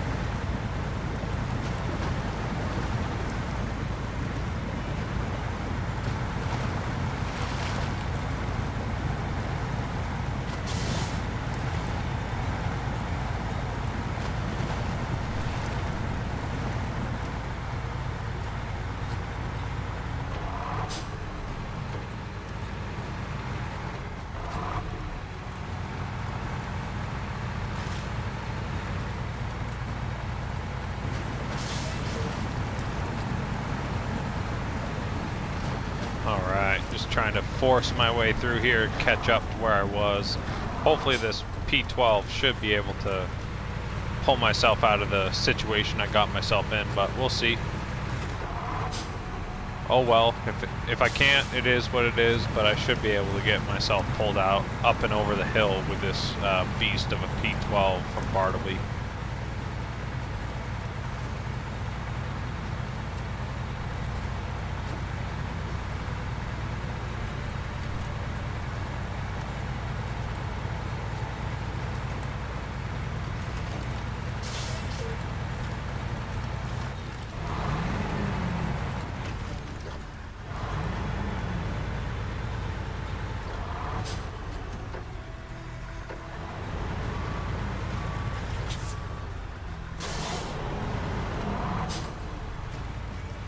One thing I don't suggest is trying to text someone while trying to play the game. Like really I should put the controller down and just text them, but I was just trying to text someone back real quick while still playing the game, which is a bad idea.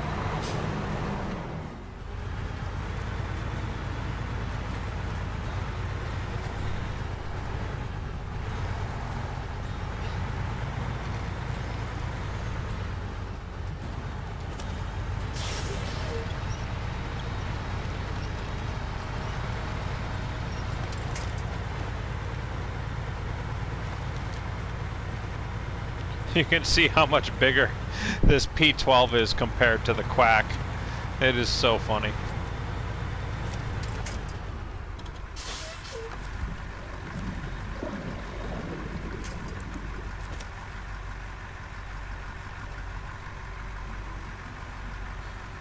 All right, let's do this.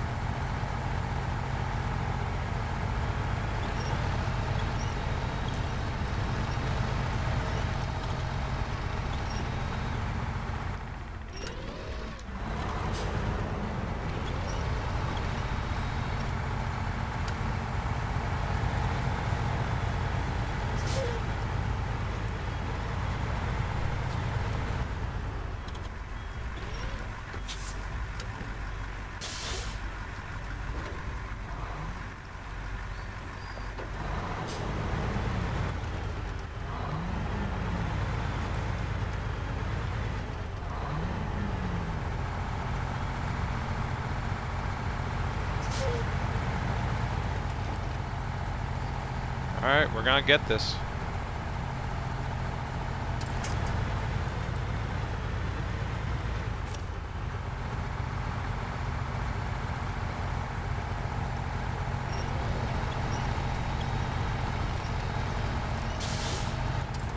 Well, there it goes.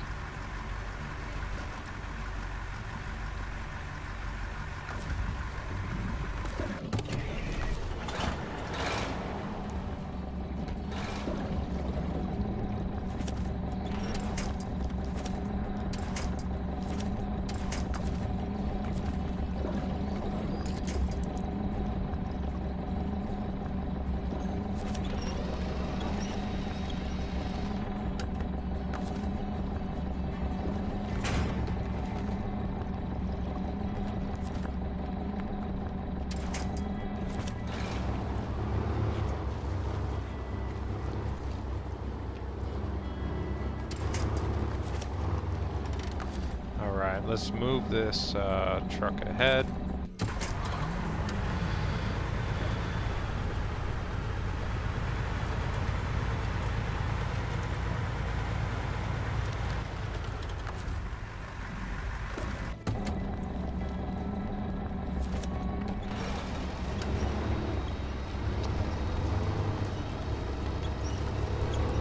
The tough part is getting the trailer up and over.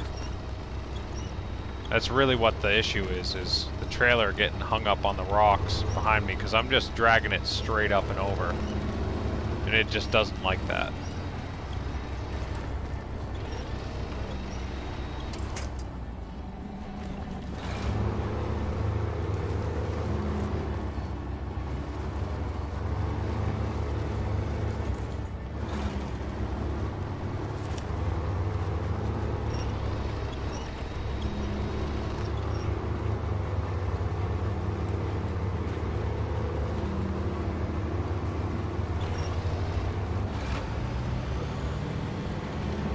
Go.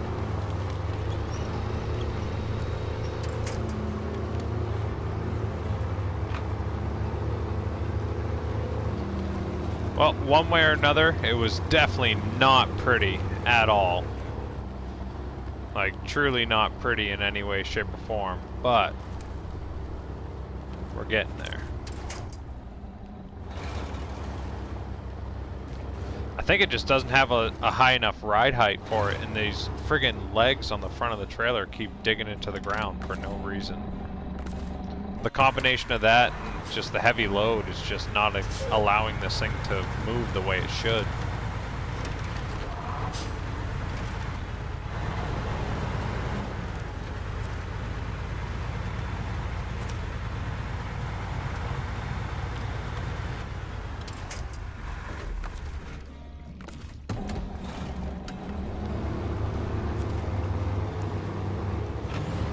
Alright, now let's just try and get it to the delivery location without rolling the goddamn trailer or getting stuck. Because I've just done too much of that so far on this stream, and I need to get a win, man. I need to just get this thing delivered and actually have some actual purpose completed so far. But hey, if I roll, I roll. That's SnowRunner. That's the way the game goes. This section gets a little tricky because it will lean to the right, very heavy. And with all the rocks bouncing you around, you are prone to roll, but I should hopefully be able to get through this without messing up.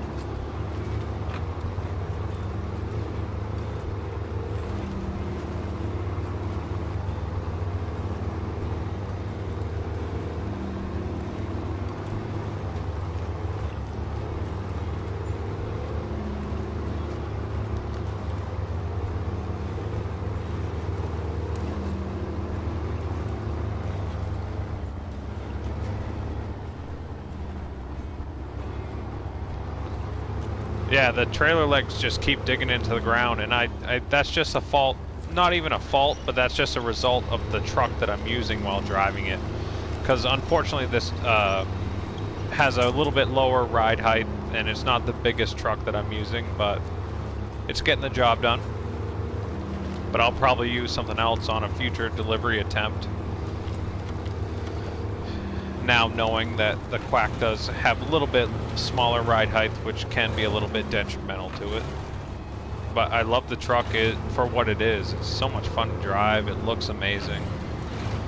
And for that, I do enjoy it.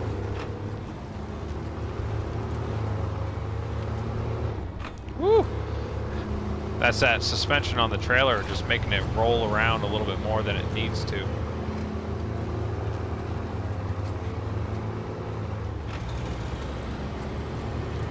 There we go, delivery location is in sight.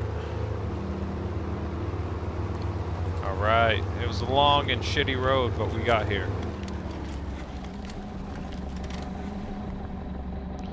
Alright, first delivery down for reinvigorating the old mines. 3 concrete slabs down. Now we'll move on to the next one. I'm gonna run to the bathroom real quick and I'll be right back, folks. Sorry for the delay in advance.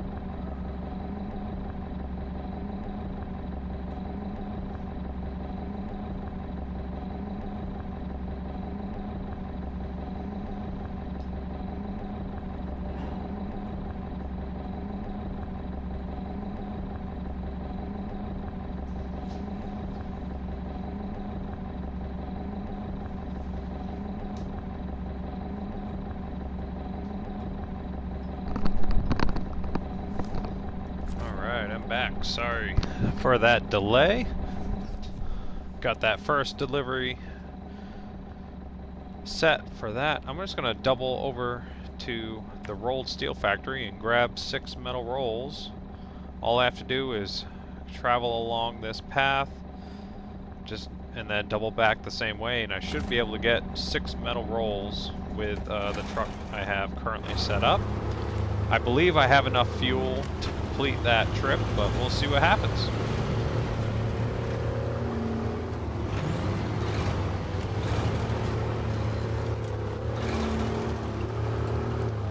Yeah, these rocks and the low ride height really kind of become a little bit of an issue for the Quack Pack here, but it really is a great truck.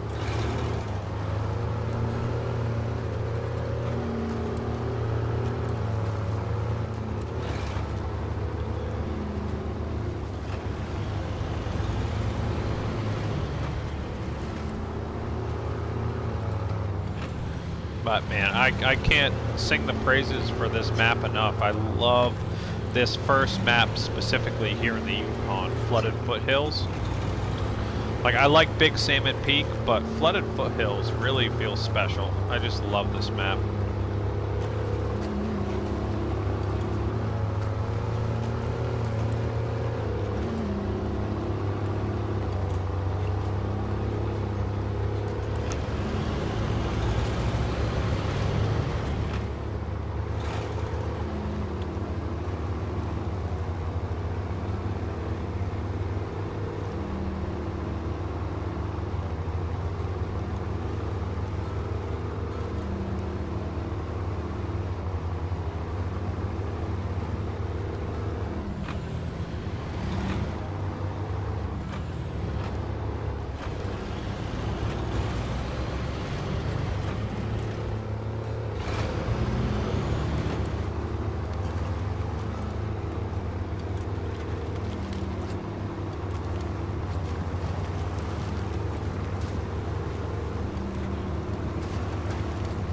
Just damage, damage, damage. Anytime you throw it in high gear and you're just flying over rocks and shit.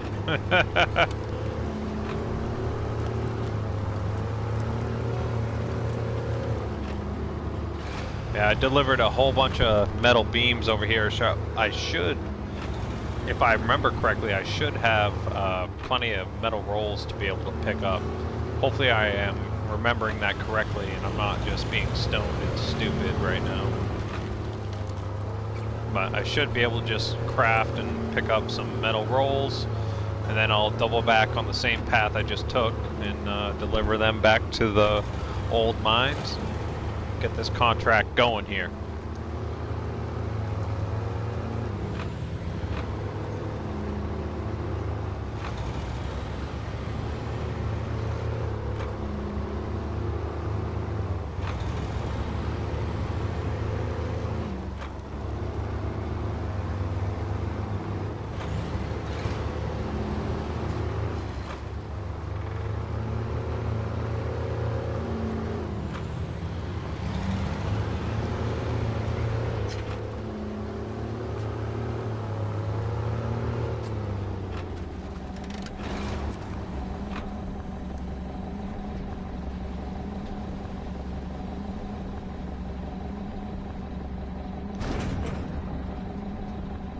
Only 2 left. Son of a biscuit. I could have sworn I had more metal rolls, metal beams delivered here.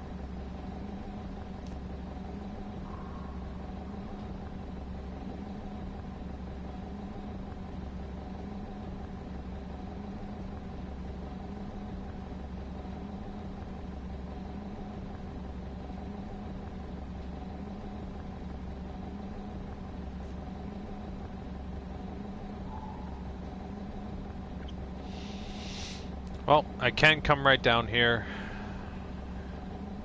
and grab 3 metal beams from here. God, that sucks. I really thought I had metal beams already delivered here so that I could actually just sit down and make it.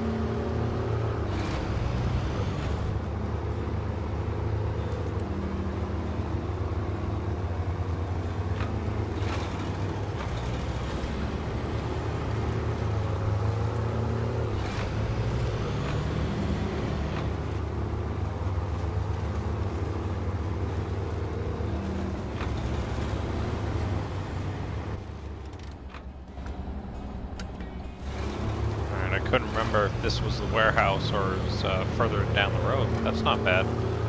It's actually really close by. So I can just stop right in here and grab the other metal beams I need and then make all the metal rolls that I need.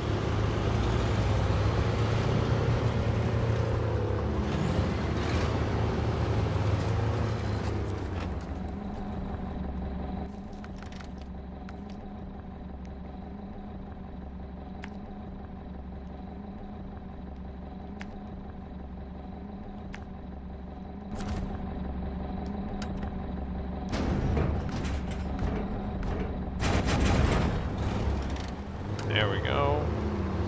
3 metal beams, that'll make 6 metal rolls, and we'll keep on trucking.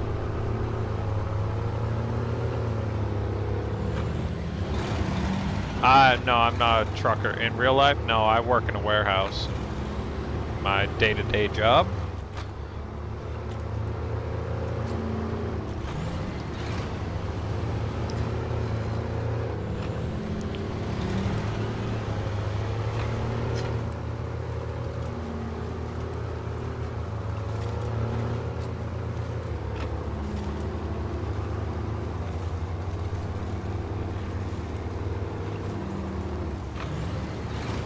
See what I mean? High gear is just too fast. All you get is wheel spin.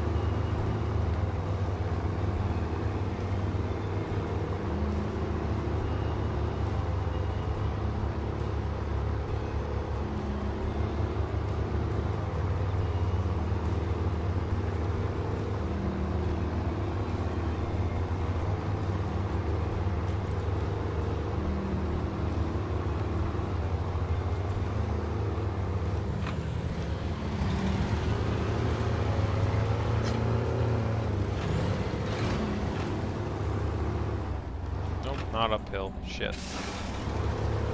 That's what I get. I always risk it, even though if I mess up and I get that situation I just put myself in. I always try and throw it into high gear going uphill. Because if you get it just right, it'll help trucks just, you know, muscle their way up a hill, but I just didn't time it right there at all.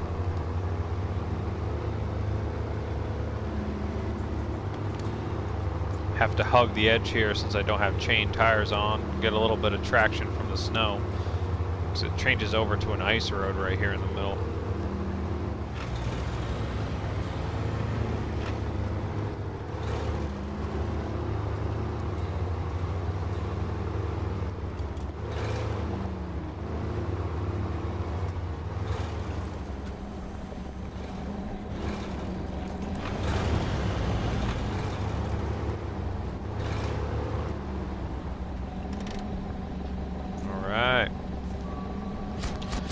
Deliver 3 metal beams, create 6 metal rolls,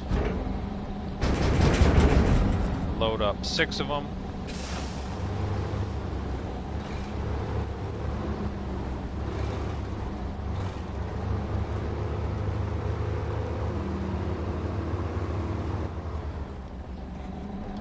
Now we'll double back and deliver these to the gold mine and keep on trucking.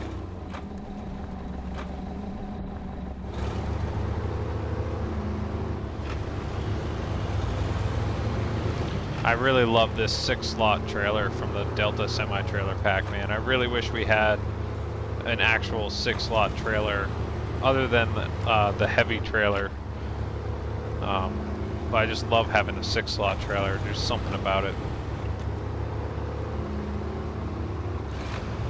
Oh, nice. I didn't know that, Ian. That's cool, man. Very admirable to take that time to be able to devote to your children.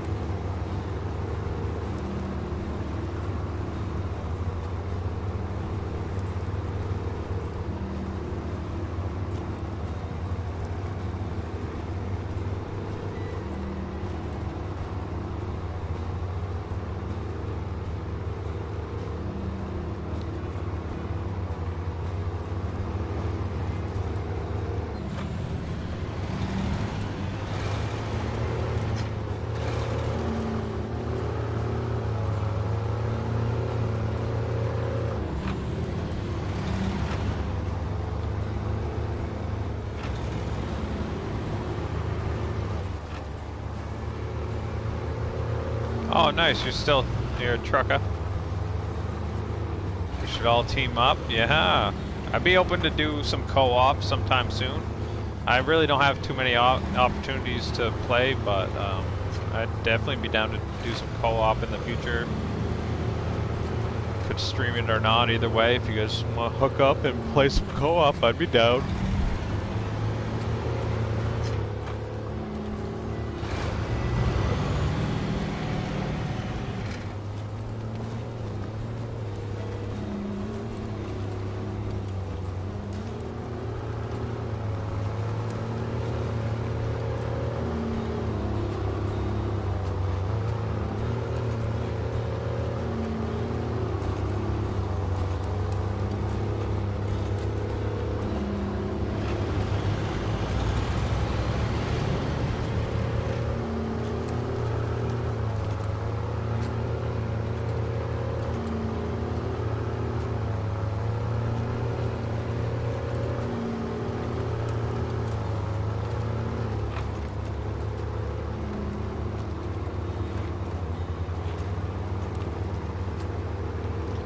There we go. Made it back to the mine. 6 of the 10 metal rolls about to be delivered.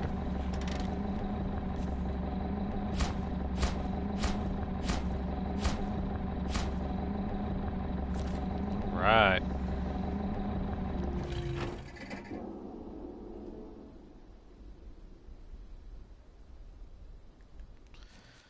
What to use now? Feel like I want to mix it up a little bit.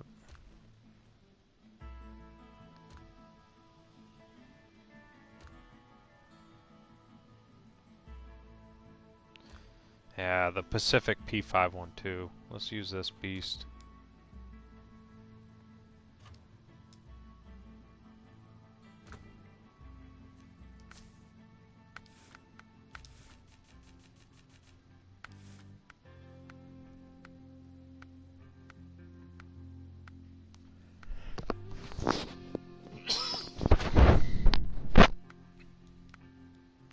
Trying to scroll through all the add-ons just to get down to the saddle.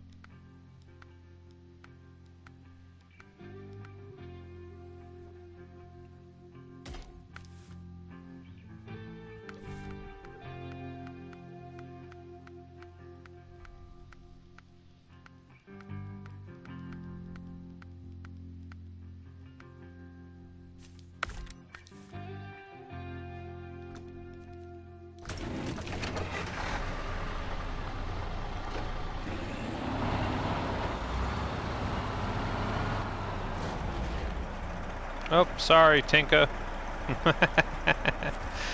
Silly little scout.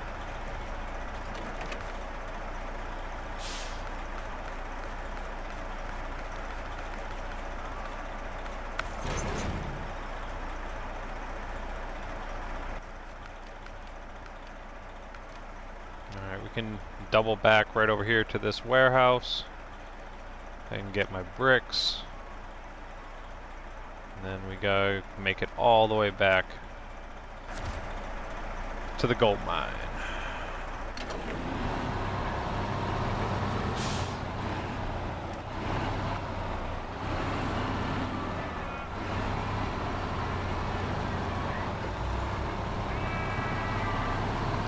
Now this is a truck I have full confidence in. This thing is a monster. These tweaks from Bartleby really are amazing. They just take the DLC trucks and make them just true beasts that can really get the work done.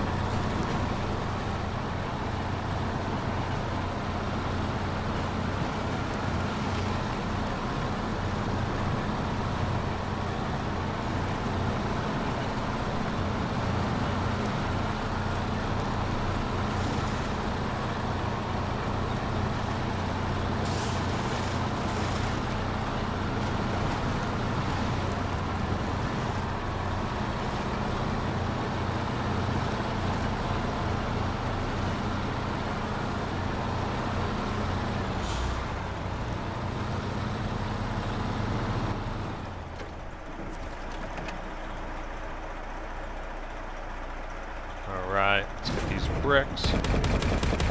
6 bricks ready to go.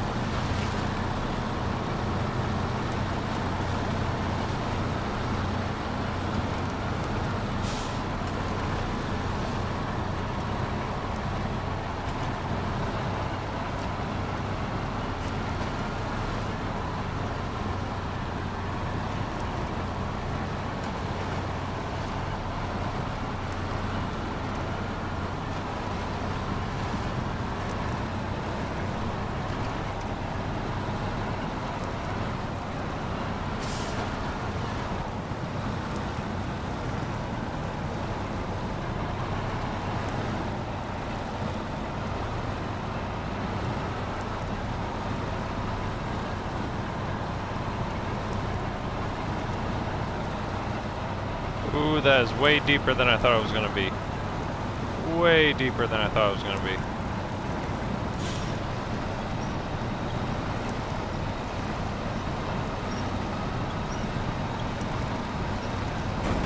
Yeah, I knew it. Ah, fuck, I knew it. Fuck!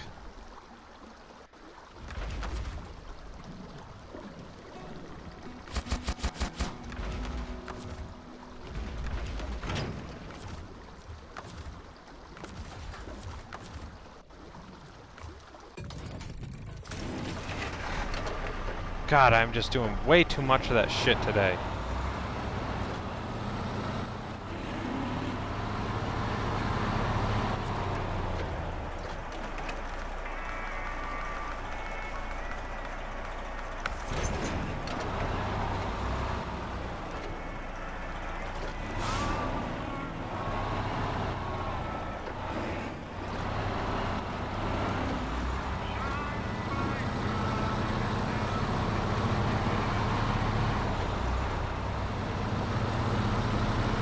The worst part about that is I knew it was going to happen and it still happened. I was just trying to take a fast route to just cut across and, you know, go through the water. And I knew the current was going to be too strong and tip me over. And I thought the quick winch was going to be enough to save me, but nope, I had to fucking be a retard and just shoot myself in the foot for no reason.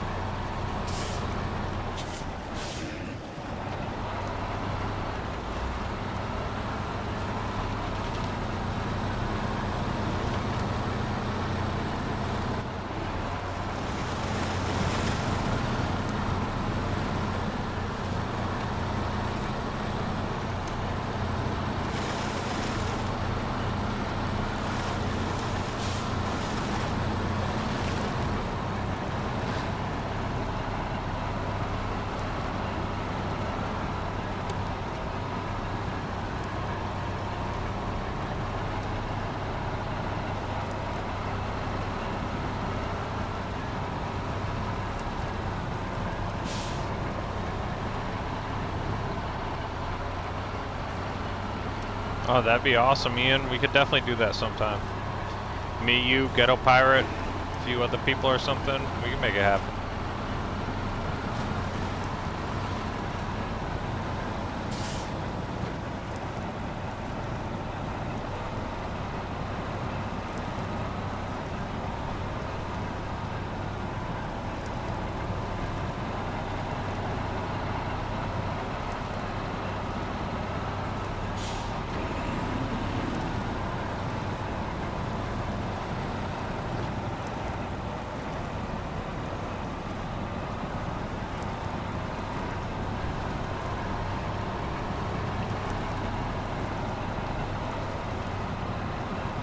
Oh, come on.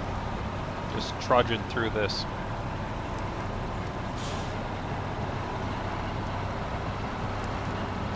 These little swamp sections through the center of this map are no joke.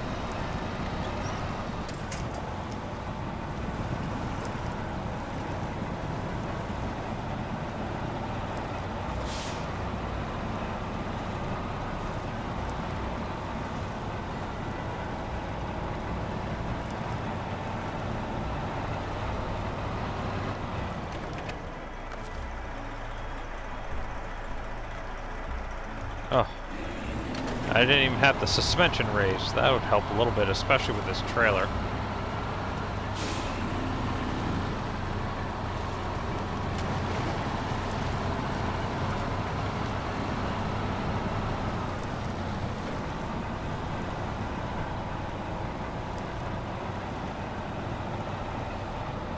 We're definitely taking the hard way on this trip, folks. I'm gonna make sure I get this this one actually delivered without friggin' rolling.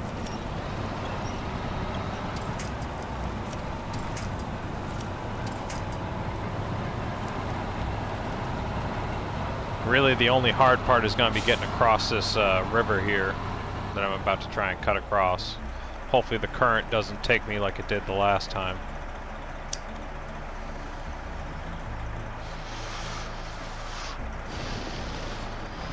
Woo, marijuana. Oh, marijuana.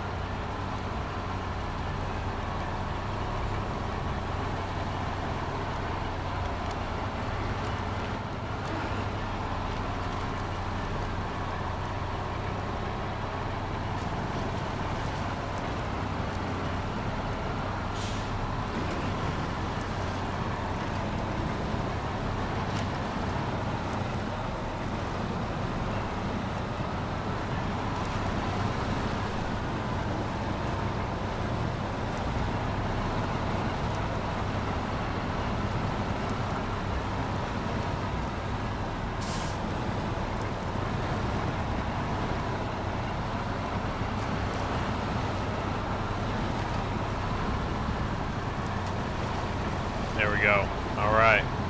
Now it's just going to be getting up this hill, which can definitely be a bit tricky, but I should be able to do without any issue. Hopefully.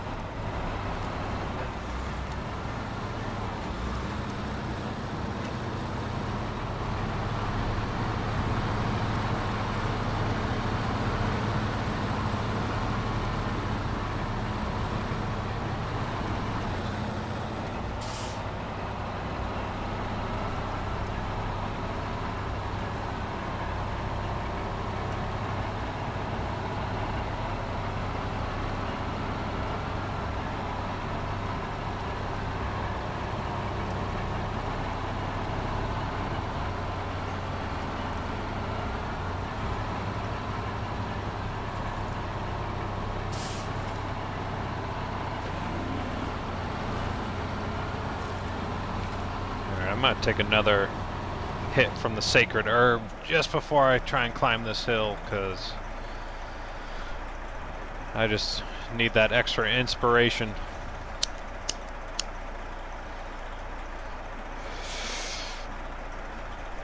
Alright. Let's do this.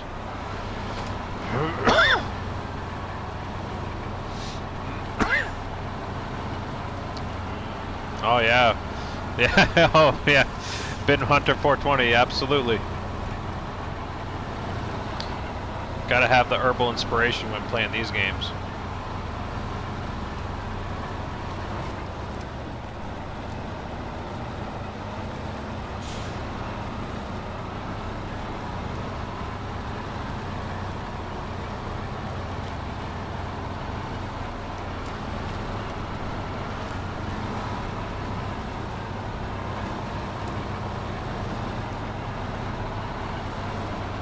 Now you can just see the difference in how this, if you were watching the stream earlier, you can see the difference in how this is climbing the hill with 6 cargo compared to how the Quack XL 700 was trying to climb the hill and failing earlier. Like, this is just doing it all on its own. You know, struggling a bit, but for the most part walking right through it.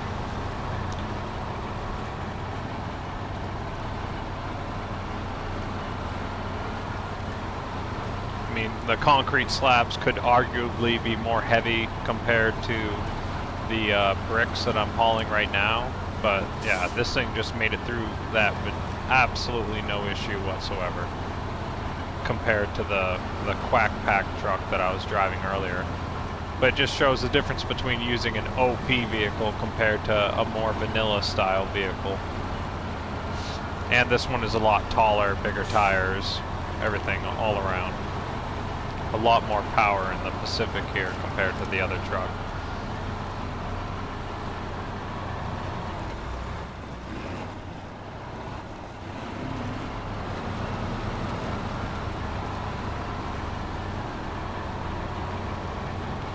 I mean, it just shows you gotta use the right tool for the job.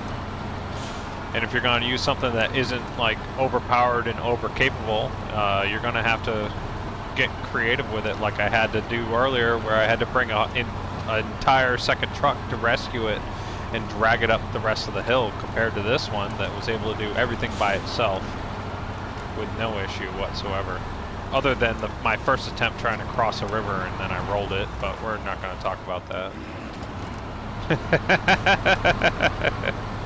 Selective memory. Because this time I was able to make it with no problem. And we'll deliver these first 6 bricks. And get this part of the contract taken care of.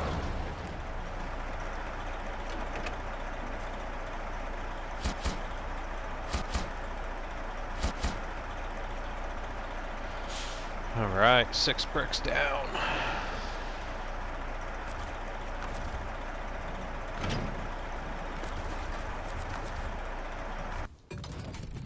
Going to use this truck still, and I can get the other concrete slab, and I can get actually the other 4 bricks pretty easily, so I can do that real quick. Actually, can I get the fuel? Where do I get fuel?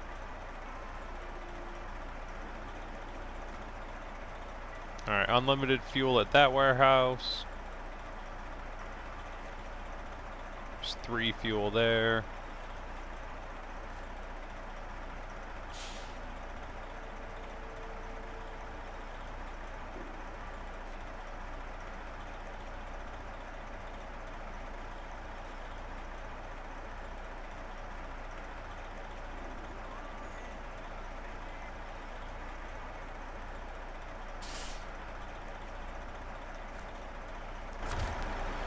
Alright, I'm going to grab the concrete slab that I need and then the last of the bricks.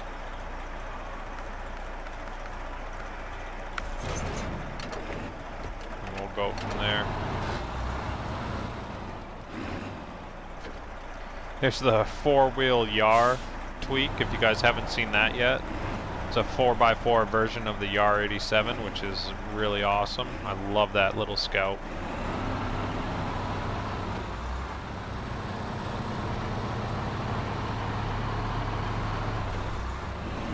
Yeah, that's so true, Ian. The right tool for the job.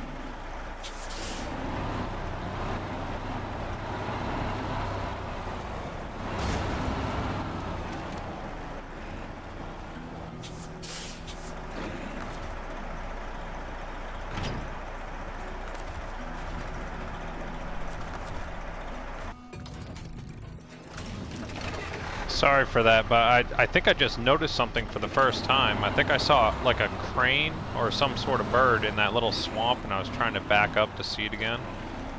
So I'm gonna just roll through here, grab my trailer again.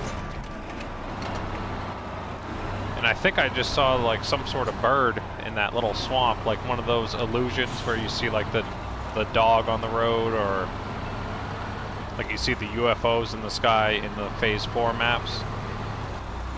But I want to say after this bridge, there's a swamp on the other side of it, and I think I saw a bird, like one of those stork-like cranes, that was like right in the center of it. So if I just stop right here, you can see right above my roof, there's the opening, and then I think there's a bird that'll show up.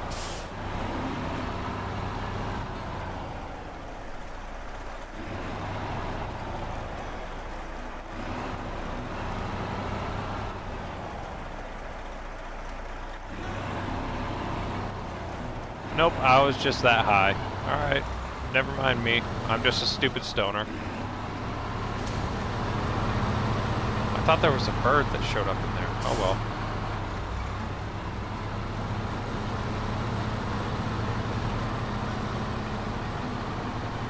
Alright, I'm gonna get my concrete slab from here, and I'll double back and go grab the last 4 bricks from the same warehouse I got the last ones from, and I'll go deliver that.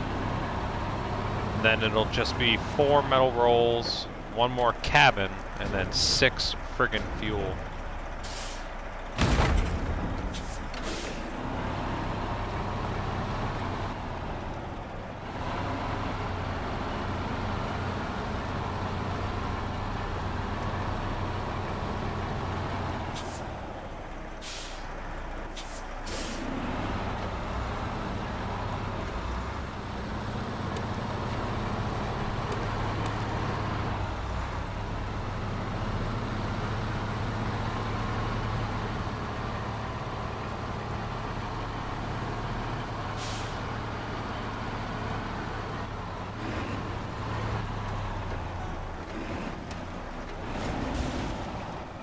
Oh,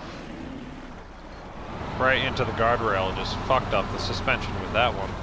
Not bad though, but enough.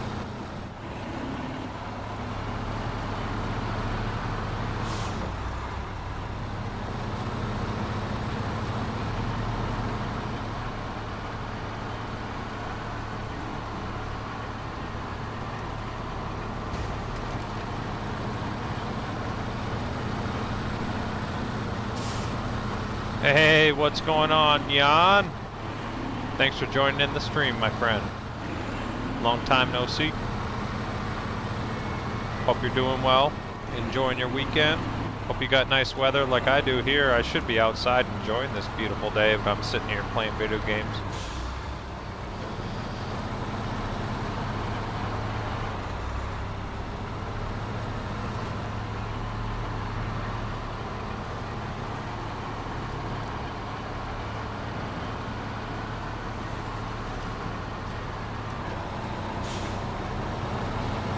Just out here rocking the Bartleby Tweak mods on the Yukon, getting some contracts done that I've neglected for a long time.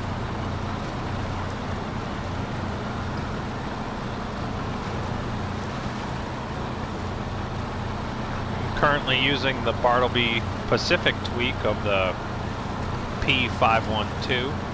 And as you can see, I can just throw it in high gear and it just charges through this mud here in the Yukon.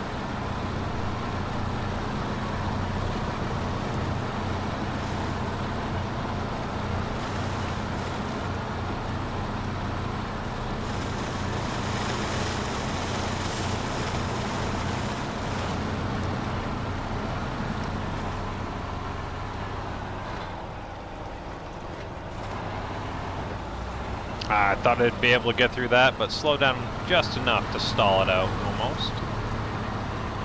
But this might be my favorite and go-to vehicle currently.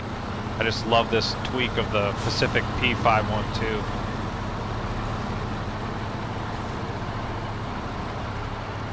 I got the custom crane from the Hogheim's Universal add-on pack.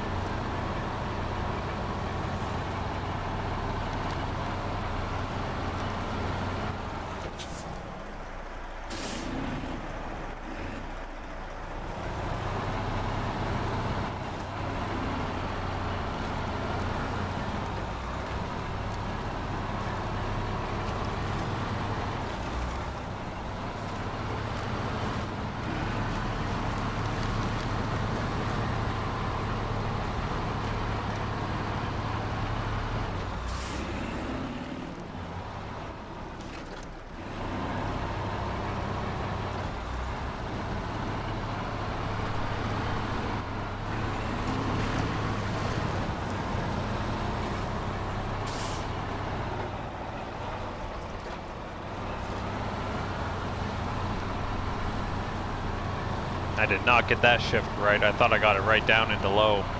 I just did not time that right at all.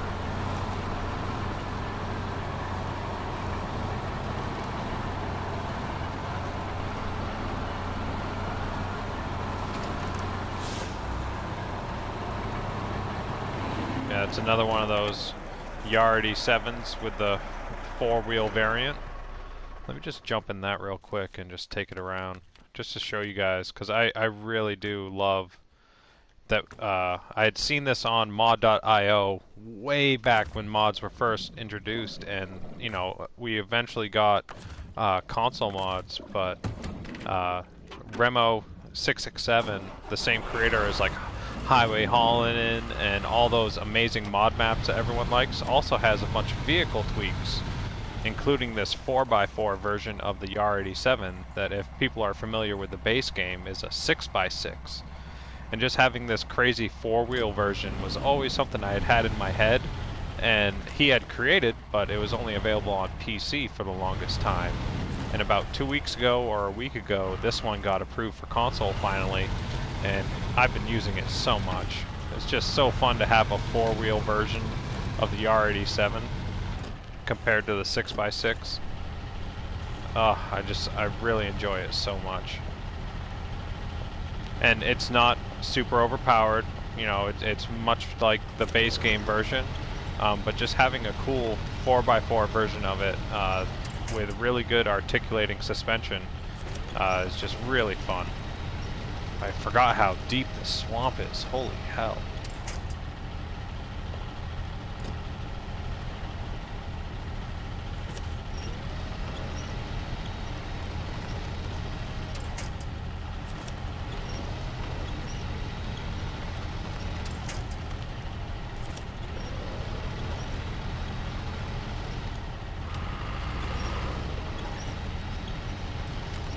Good lord, that is just straight up soup in there.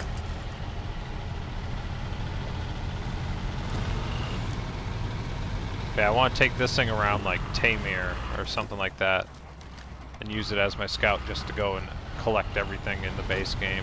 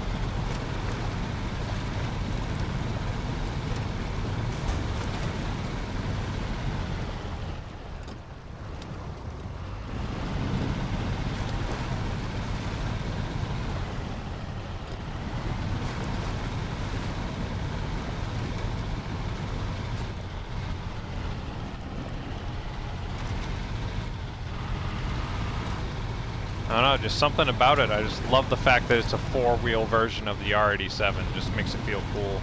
And this is the large suspension with the biggest tires possible that does make it, I was just gonna say, prone to roll.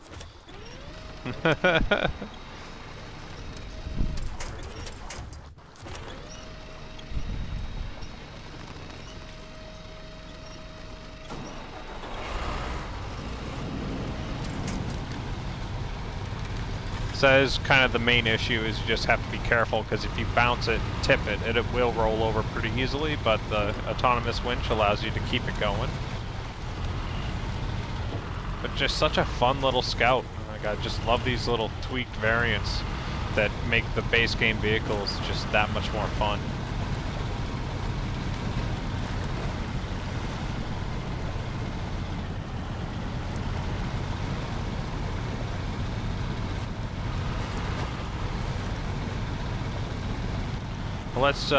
Let's jump back. Let's jump back into the Pacific and deliver that cargo that I was starting to carry around. This was fun and all, but let's get back to what I was actually trying to do here. Before the ADD took over and I just started driving that thing around.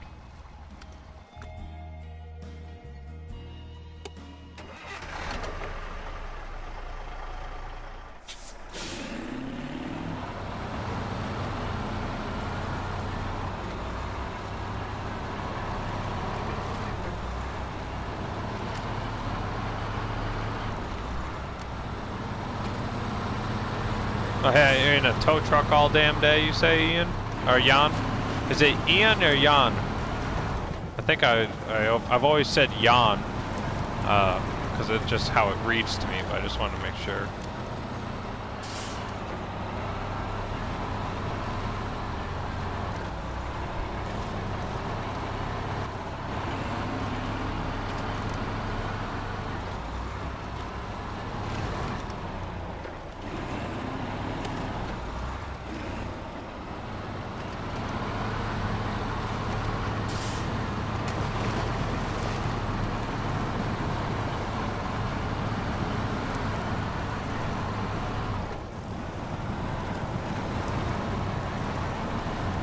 Oh yeah, I got the 10.0 T21 set up over here with the custom medium log trailer that comes with Pogheim's universal add-on pack. So it's got medium log carrier and then a medium log trailer with the balloon tires on it. I just love that setup, I really do. Maybe I'll do that after I deliver this.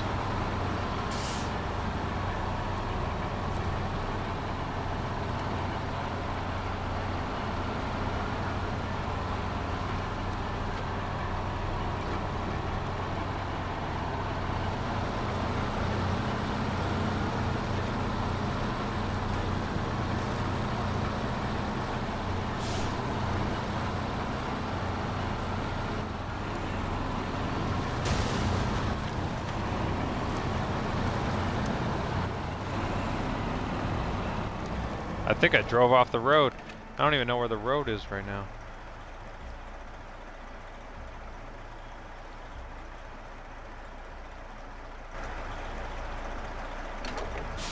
Oh, that's not daylight. See, I called it. You guys got me drunk and now I just don't know what I'm doing.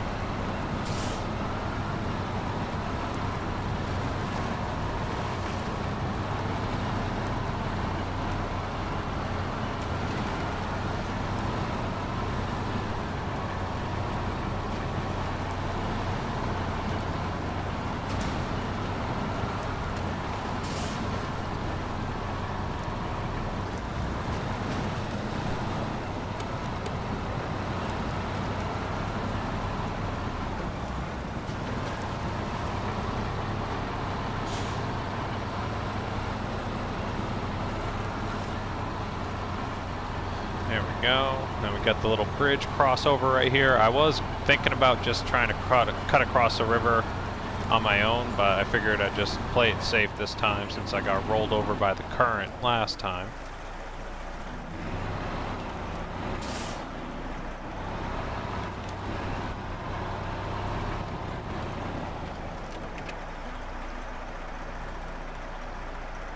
That does not look good.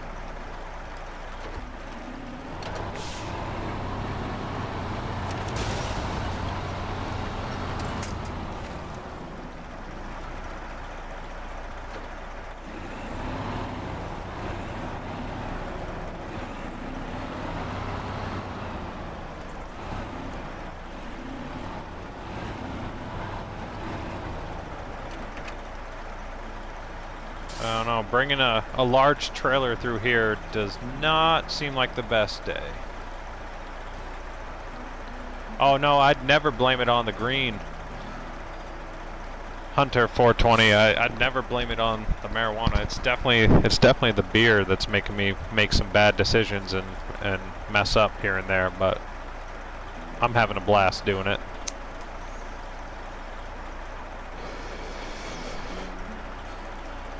I'm just gonna lean into it, Ian, and I'm gonna go grab another beer just for you.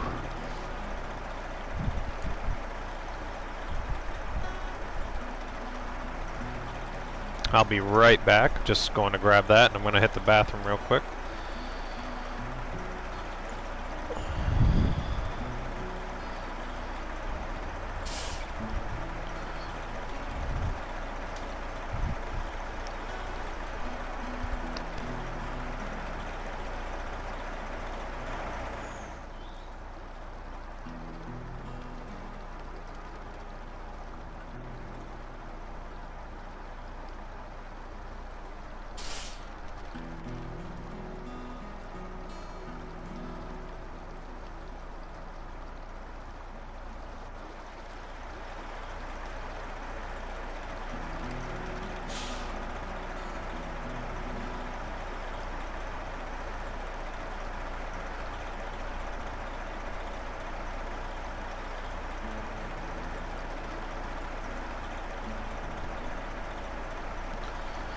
Alright, just about back. Okay. Here's one more to you, Ian. Cheers, beers, my friend.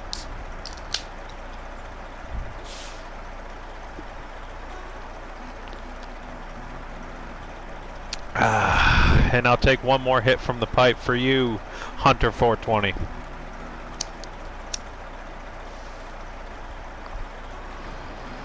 Woo-wee. Alright. Alright, let's get this cargo delivered here to the old mine. I'm gonna just try and rifle it straight across, and hopefully this angle seems like the trailer is gonna not make the corner, so I'm just gonna try and force my way across this and hope for the best.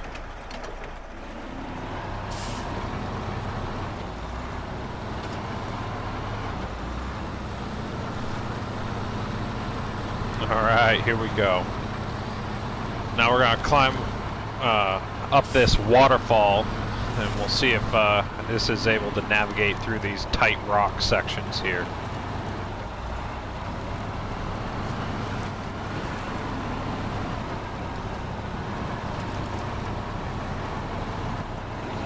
I really do love this Pacific P512 variant from Bartleby, man. I know I've said it a few times already, but I really do love it. This might be my favorite truck in the game right now.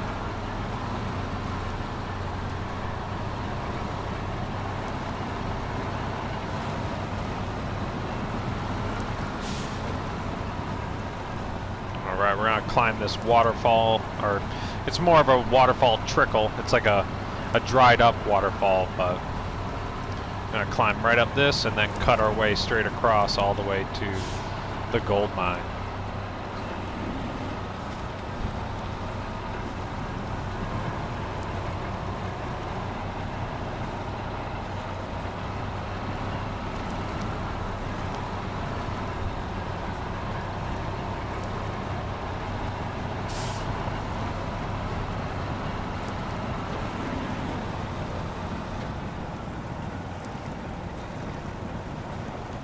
Ah, no, did the trailer dig into the ground? Damn it.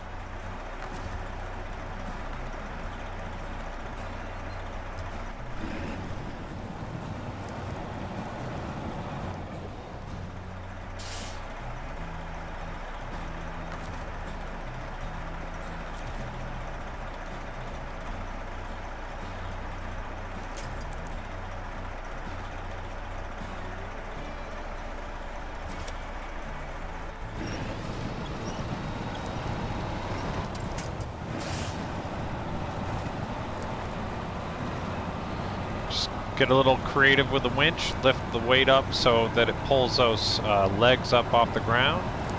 Now we should be good to go for the rest of this, hopefully. It is a pretty steep climb, and I've never actually brought a trailer with cargo up through here, so we'll see how this works.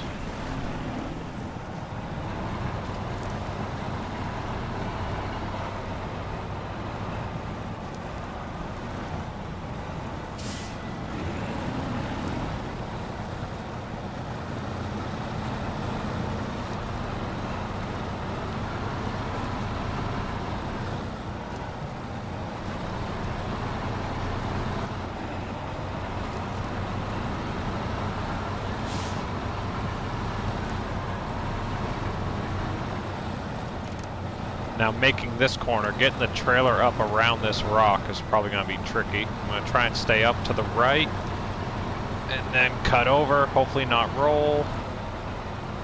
Don't roll over, don't roll over, don't roll over, don't roll over. Yeah, alright, okay.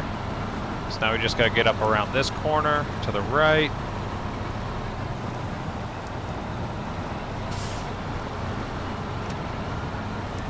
Now it should be smooth sailing from here.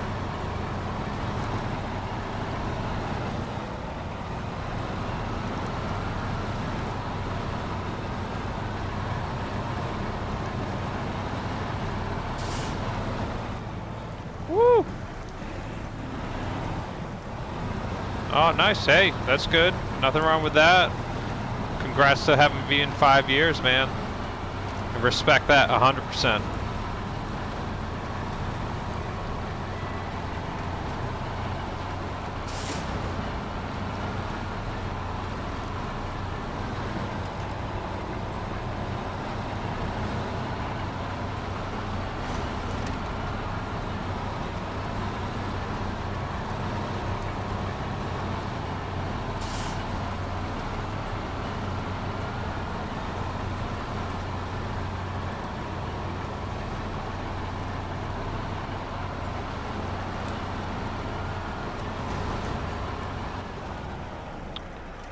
Okay, so here we are.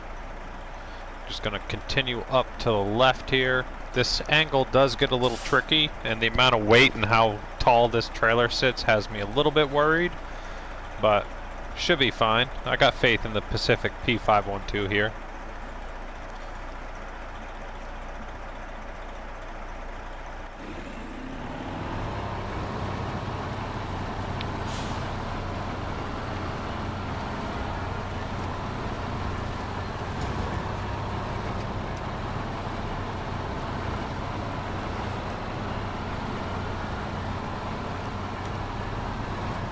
Nice. Okay.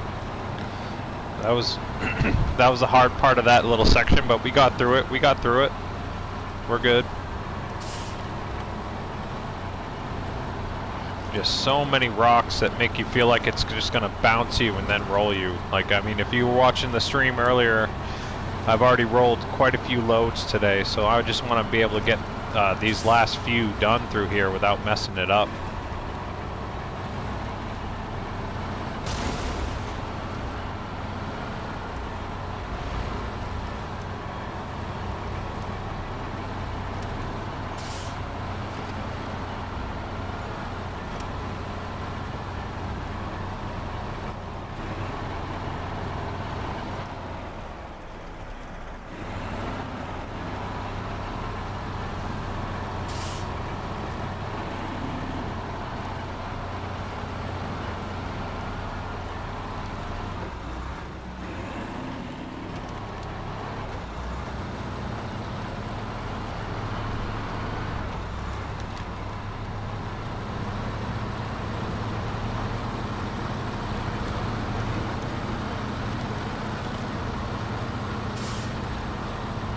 There we go.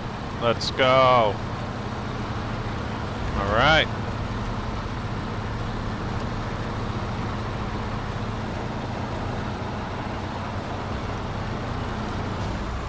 All right, let's not get too excited. I threw it in high gear there.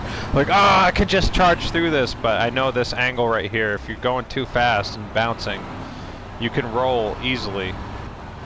I don't want to get ahead of myself and then ruin this cargo trip. Because I've already done that like 3 times so far on this stream, and I want to be able to deliver this one. And I want to get this contract complete.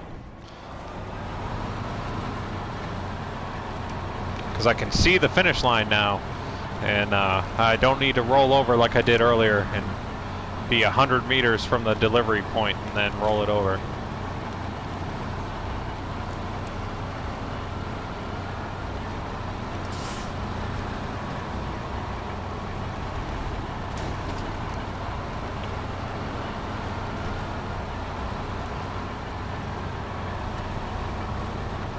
Alright, not bad. Here we go. Finish line in sight.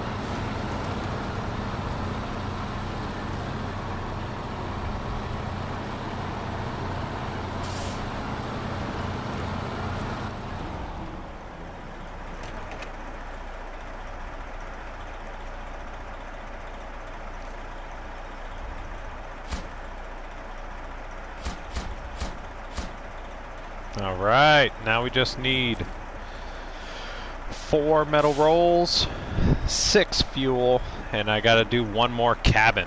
Let's do the cabin. Let's mix it up. Need to get a second cabin to zone 2, which is right down here. But I need to go make a cabin, which is all the way over here. But actually I have the Goliath right over here, so I might actually... Let's see if I think I might actually have the appropriate amount of cargo needed already in that location. So I might be able to just pick up a cabin and bring that over right now.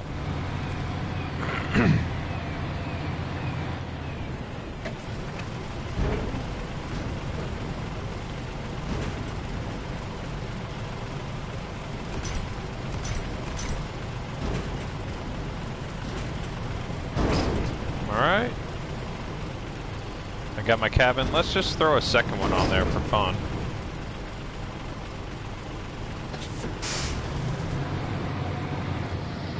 I gotta bring this all the way over. This is Bartleby's tweak on the Zeex's 605R, which is fantastic. Absolutely love that mod.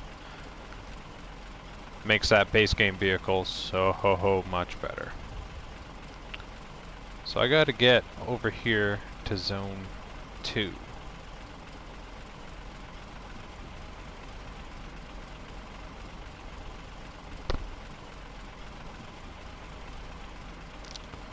So I'm just gonna cut across, I'll go to the fuel station, and I'll just take the easy route.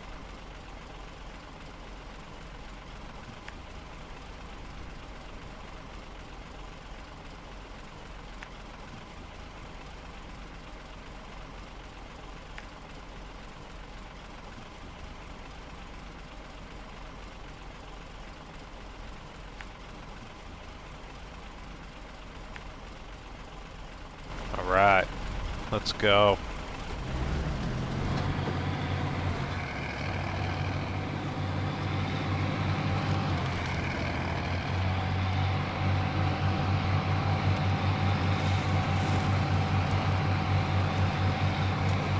I should have enough fuel to make it to the fuel station, hopefully, so this will be interesting to see if I can make it there without running out of fuel.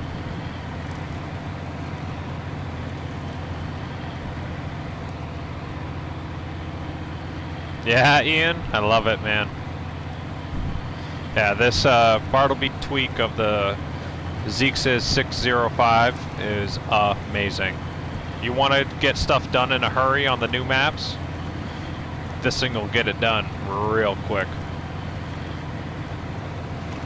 But now that I'm thinking about it, the issue I'm going to run into by the time I get to the point of getting this to the place that I need it to be, I'm not going to have a crane to get them off this trailer. Because I do have the cat over there with the forklift, but I don't have anything that's going to get these off the trailer easily, because the forklift might be able to push it off the trailer, but it's not going to be exactly what I need. So I'm still going to need to get a truck over there with a trailer.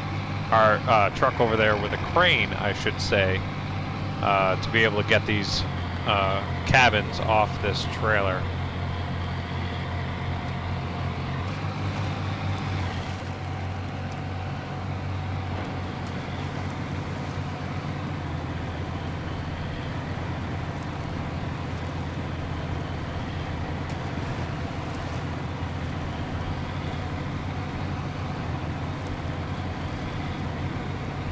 Yeah, such a great truck.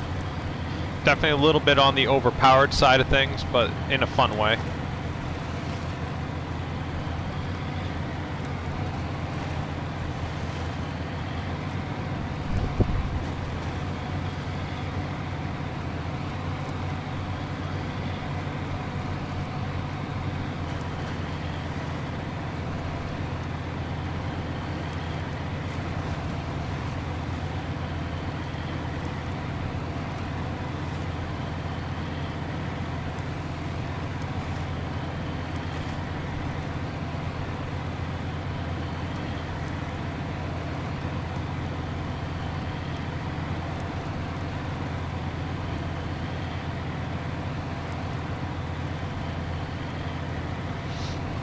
Yeah, I really love this thing. It might sound like a broken record, but I really do. I like it a lot.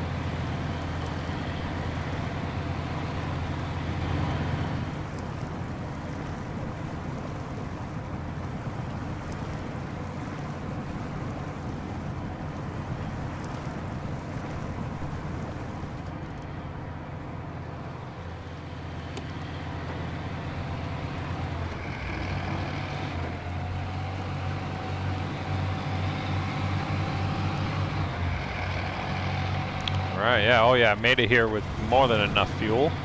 But now I'll just refill, keep the party going.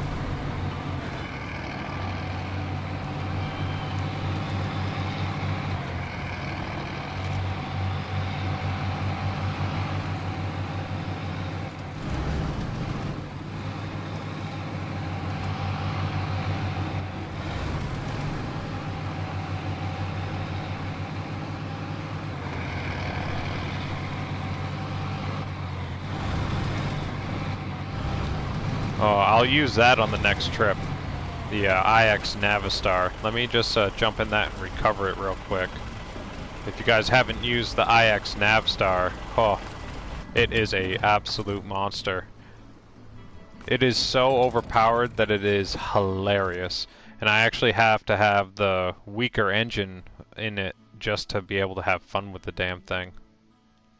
Like I've said a few times, having super overpowered mods isn't really something that I lean towards. I like to still have somewhat of a challenge with the game. I don't like it to have overpowered mods that make the game quote-unquote in a way too easy.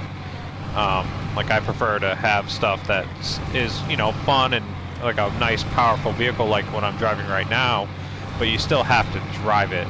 It's not just like the game on autopilot. But the IX Navistar is just ridiculous. It is so overpowered. Kind of like the mods I was talking about earlier from John Hot Rod, like that Project 267, or his different custom trucks that he's recently made. Like, they are fun, but they're super overpowered when you really look at them from like a comparison to the base game.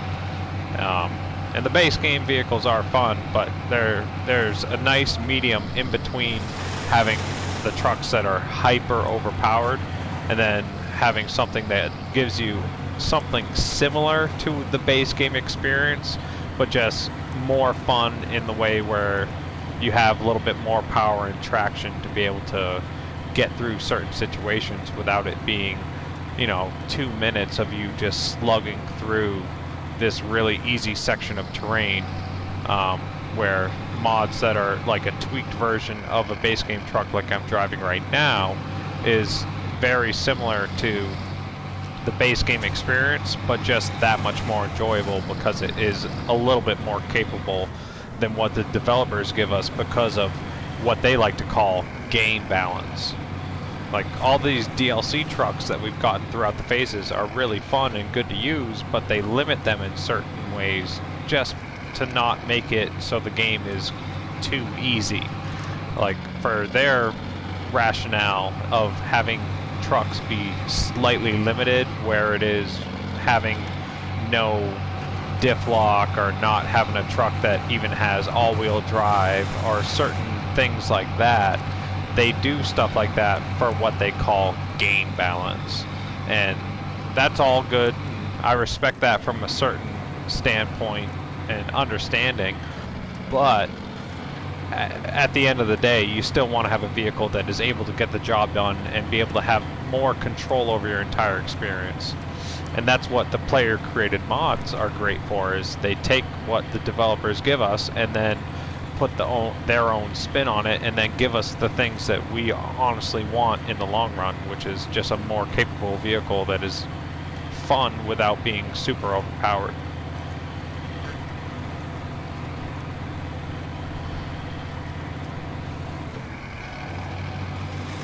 All right, Jan, I love it. That's basically close enough to it. I mean, I know I'm American, so I don't have the true understanding of it, but that's how I read it, and I believe how we've said it in the past, but I did want to clarify that, because I'd hate to be reading your name and then trying to say it and then just being wrong. Want to have some respect, and if I'm going to talk to you, I want to be able to say your name properly. I appreciate the clarification, my friend.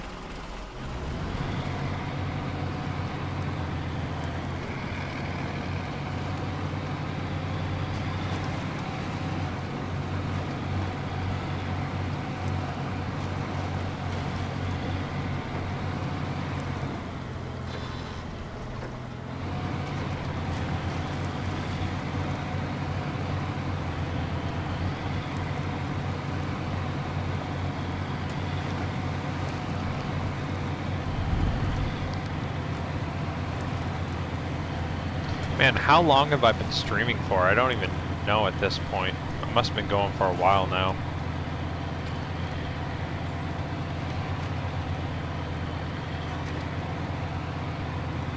I smoked like 4 bowls of weed and I've drank 3 beers, and I'm just fucking cruising right now. But that's what this game is great for. It's just never-ending, just slow gameplay that's just fun. It's not stressful. You know, you roll your trailer here and there and you'll lose your cargo, and it's a waste of time, but it's always fun while you're doing it. That's why I love it. It's just such a relaxed, low-key game. You're just able to just have fun instead of like fast-paced, like frantic gameplay like Call of Duty and stuff like that.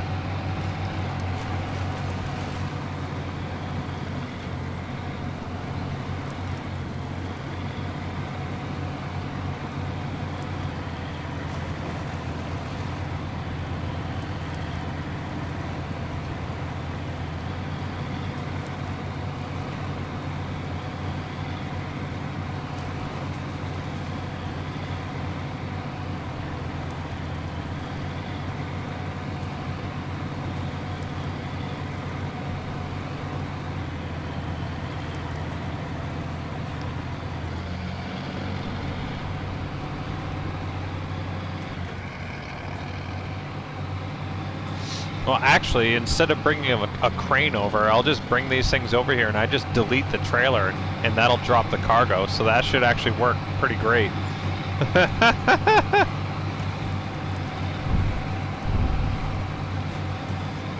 Oh, I got some catching up to do, Ian, do I? My day is young. It's only 3 p.m. in the afternoon here for me. So I'll catch up to you by the end of the night.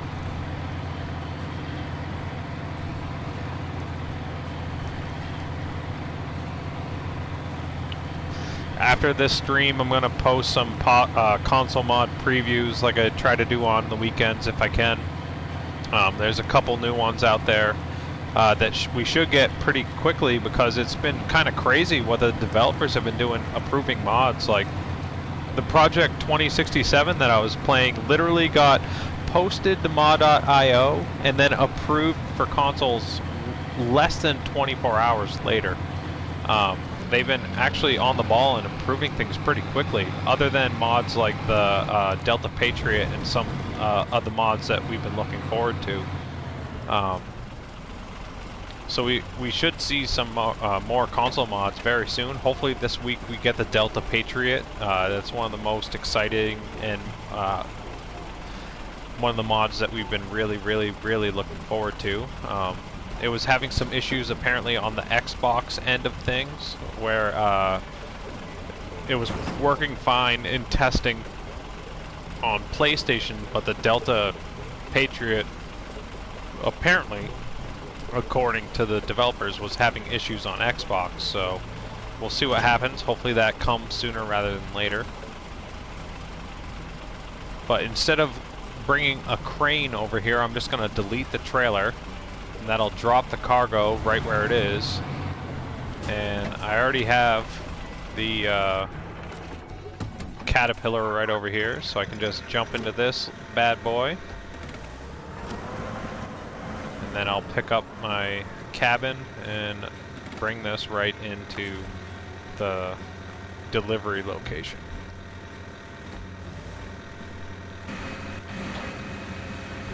Just gotta remember how to use this thing. I haven't used this crane, forklift very much at all.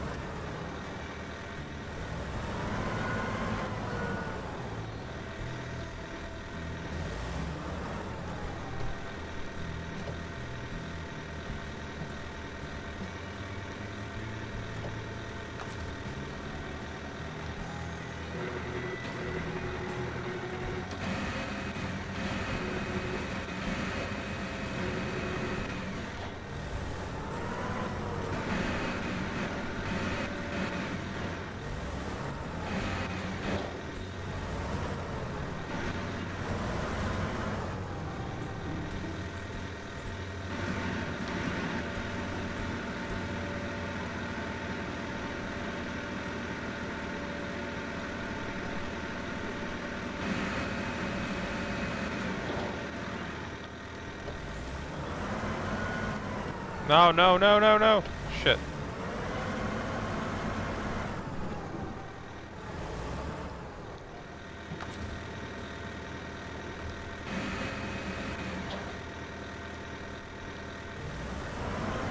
I almost pulled it back out with me. That's hilarious.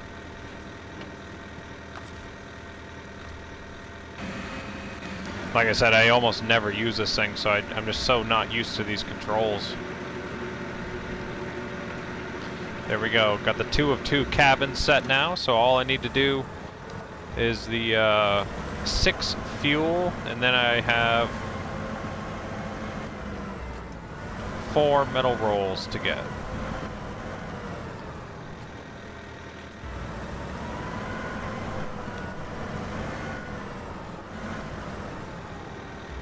Just gonna park this back here because I don't really know if I need the third one, but I'm gonna keep it there just in case. And I'm actually gonna use this Zeek's to do the same trip.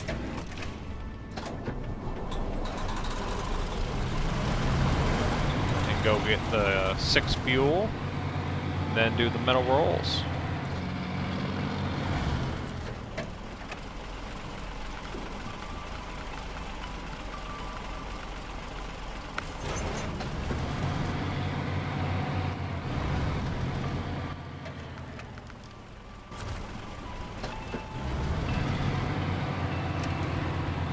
Yeah, the forklift is in theory fun as an addition from the developers, but in practice it's really tricky, and if you can easily mess yourself up. Like, it is straightforward enough where you can have fun with it, and it's manageable, and you can do it pretty easily. But at the same time, it's actually pretty tricky and not exactly the easiest thing to navigate with.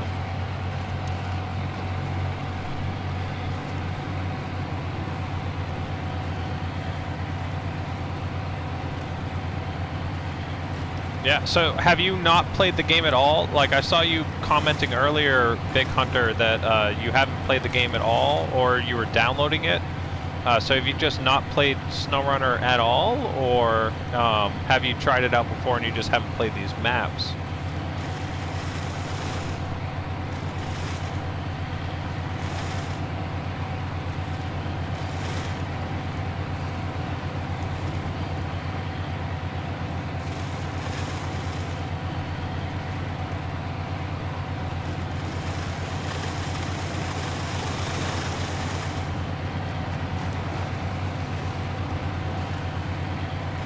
Oh, not at all, man. You're in for a treat.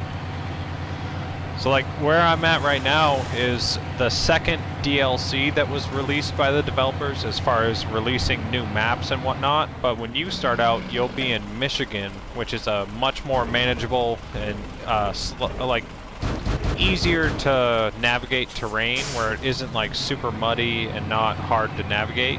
And the game kind of slowly builds you up as far as learning the type of terrain and the vehicles to use and all that jazz. So you'll slowly work your way through Michigan, and then you'll go to Alaska, and so on and so forth. But you're in for a treat. Like, if you're enjoying what you're seeing, then by all means, definitely get into it and enjoy it to the max. Like, when you first start out, it is a little bit confusing because developers don't really hold your hand very much as far as explaining what you need to do. Like, they'll kind of have little tips and tricks that pop up on the screen, but you really only see it once and then it's gone. But you'll basically start out in Michigan, and the first thing you'll want to do is take a scout vehicle, go around and unlock the watchtowers, because that will open up the map for you, and then you'll go around and you can collect upgrades, and then you can get different vehicles that you find around the map, and then you'll slowly progress through different contracts and tasks, and then you just build up money and go, finish the maps that you're working on, and then move on to the next maps, and so on and so forth. But you really do have the ability to go anywhere. Like, after completing the tutorial, you can go to any map that you have available and then continue from there and play the game any way you see fit. So you really have the freedom to do anything and everything you want. You're just limited with what you have unlocked at that time and how you get through the maps. But you really can play the game any way you like, which is the best part about it. It truly is an open world game that you can approach in any way you want and have fun any way you want. Like, you can start out with mods from level 1 if you want, after unlocking the garage and completing the tutorial, and you can start out immediately using mods if you want, or you can go with a base game experience and just use the vehicles provided to you by the developers in the game and still have just as much fun. Or you can jump in immediately and use mods and have unlimited money and just do anything you want from the very jump of the game, if you so see fit, just wanting to have fun. Or you can go with the base game experience and use what the developers have provided for you and still have just as much fun. So I'm really happy for you, man. I look forward to seeing what you think of the game when you actually get your hands on it yourself and actually be able to play it yourself, because everyone does have their own experience with this game, where it is so customizable to your own experience. Like, all the different mods and trucks that I'm using and the trailers I'm using and the different routes that I'm taking to deliver the cargo is purely up to me. Like, there's point A and point B as far as delivering the cargo, And you can take the simple, easy route, or you can get creative and go any way you want with it, which is really the beauty of this game, is the open world free roaming of it and figuring out the best way that works for you to get the job done. So you can go the normal way that most people would take, or you can take a completely different random route where if I'm driving this way and I know I've gone to the left most times here, you know what? I'm just gonna go right and I'm gonna drive up the river right here. Why? Because I want to, and because randomness and chaos, you know, it's like you just look somewhere and you want to drive, you can try and do it. You know, you might roll your truck, you might get stuck or blah blah, you know, anything could happen. But you literally can just play the game any way you like at any time, which is just so much fun, and it is so addicting. Like, this game came out April of last year, and it's literally been the only game I've been playing for the last year and a half straight. It's just that much fun to me. It really is. So I genuinely hope that you enjoy your experience and hope you enjoy the game.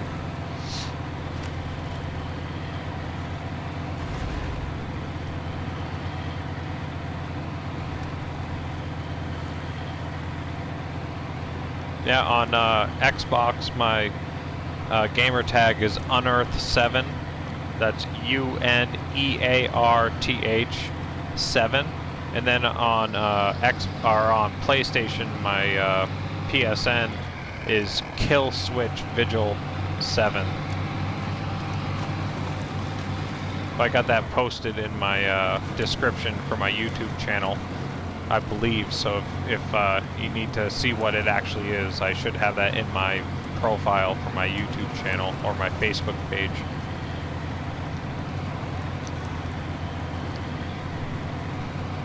Yes, Hunter420, what Jan said there, MapRunner. MapRunner is one of the best things. It's quite literally like a Bible for the game. But MapRunner.com is basically a blueprint for everything.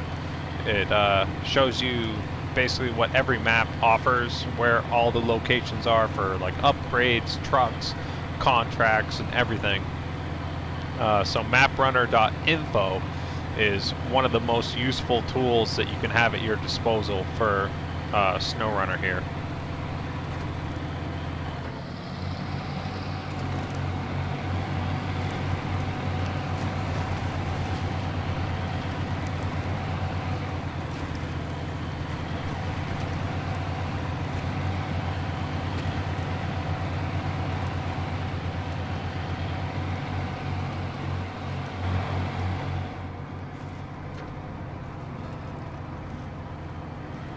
Got my weed air freshener.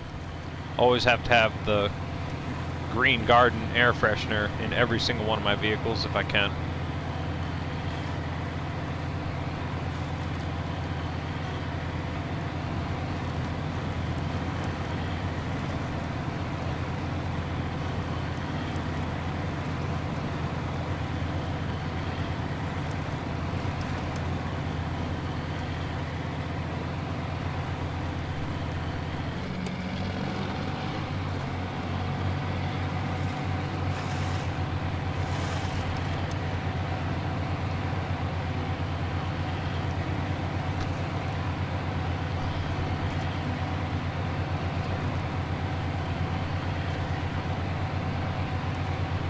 Alright, now we just cut a right here through this deep mud. Then we start to climb up the mountain here.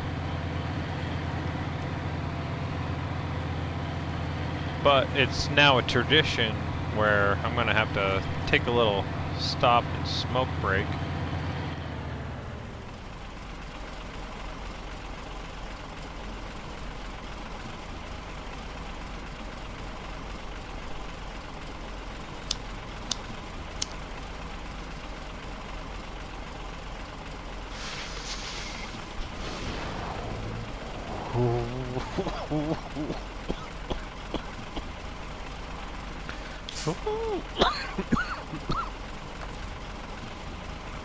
Oh.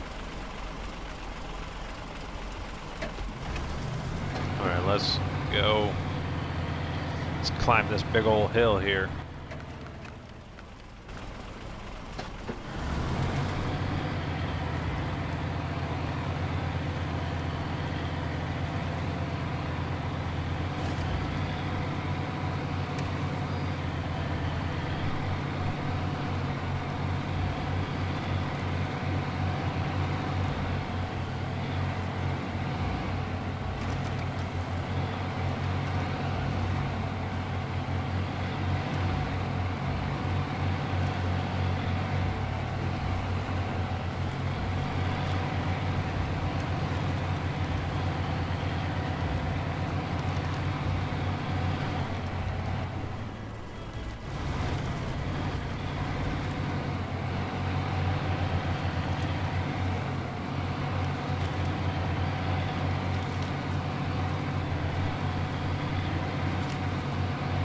Go. This thing is a beast.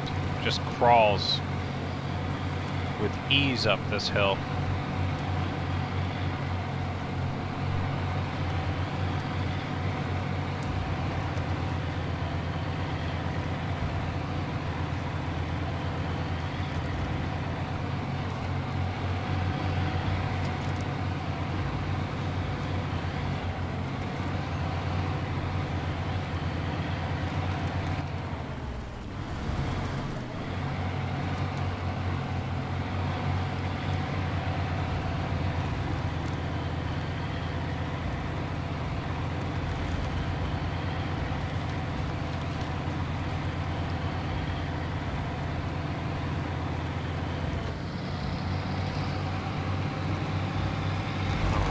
Here we go.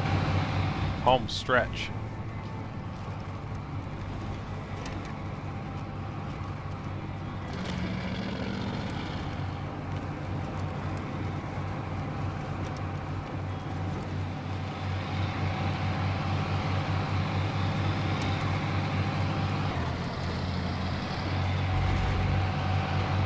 Oh yeah, I use that upgraded F750 all the time. I think I like primarily using it with the gooseneck trailers, but I want to say I have the gooseneck trailers turned off just to use the Project 2067. But yeah, I love that upgraded F750. Oh my god, that is my favorite scout vehicle that we have now. I'm so happy that we have that. I think the creator is Mr. Burses or something like that is his name, but Bartleby, the creator that made the tweak that I'm driving right now, has his own tweak for the F750 that is coming out to consoles, hopefully next week or very soon.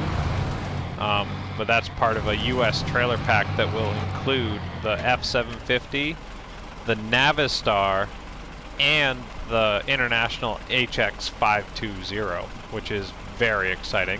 I cannot wait for that to be released to consoles. But that is 4 cargo left to deliver, so I gotta delete this trailer. Just cover this. Yeah, I actually have. I might use that for this last bit here. I should have. I was gonna use the IX Navstar, but I got stoned and forgot, and I didn't do it. But down below here, I got the Project 2067, and I do have the Power Stroke 750. But I'll use that. Let me take the frame off the back here.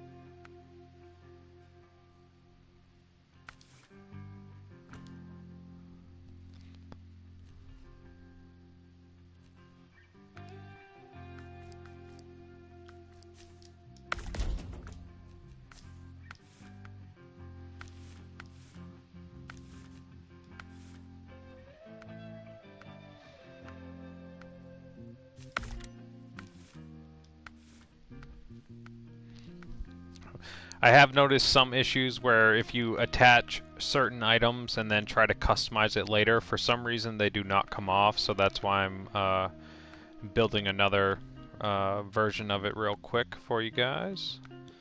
Just try to get through this real quick.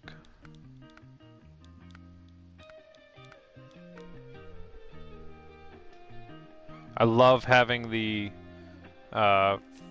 tires off the Tuz 420 because as far as base game tires, they are the best tires to have.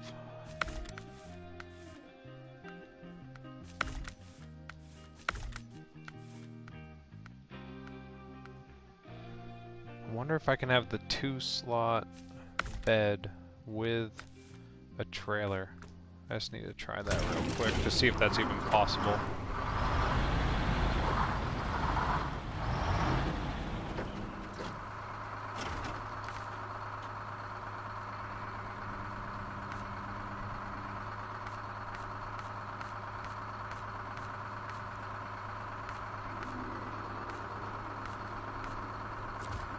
No, never mind. I'm just gonna use it with a low saddle.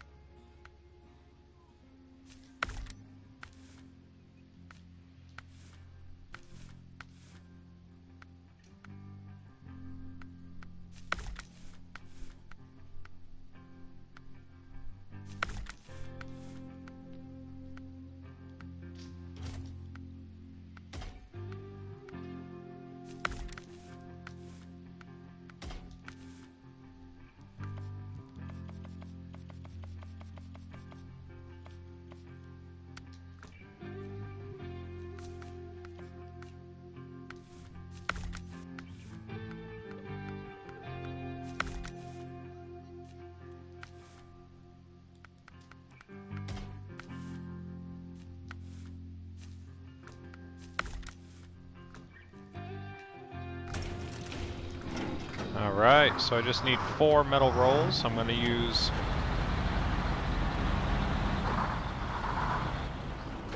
Ooh, I need to take that spare tire off.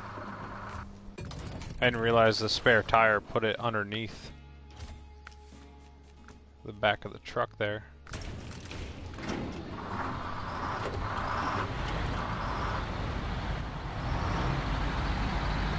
I'm going to use the custom trailer that comes with the Quack Pack. I just love that trailer.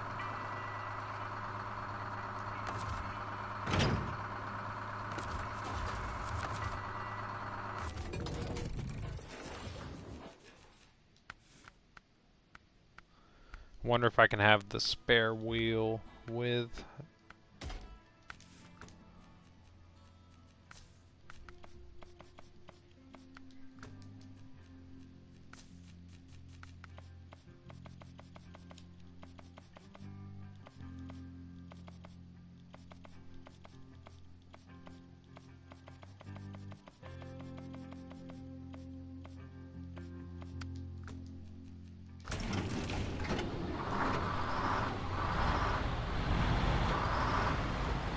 Did that really take the low saddle off?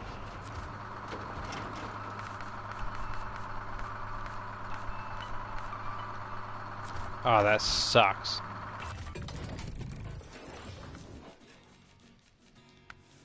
I get it because of clearance, but that sucks.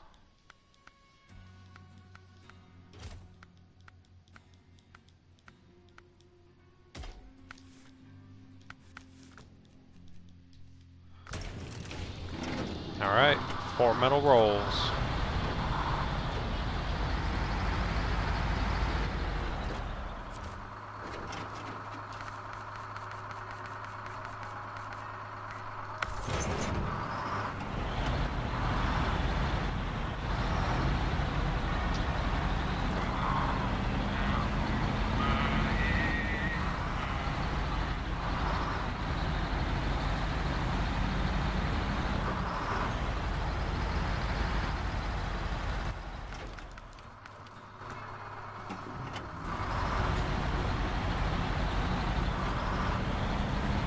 Oh, hey there, Beats. Thanks for the shout out, man. I really appreciate that. Yeah, I haven't been able to be online very much lately, but I've been on vacation and working a lot, and, you know, life, blah blah blah. But yeah, thought I'd jump on a stream today and play some catch up here on the Yukon and get some work done.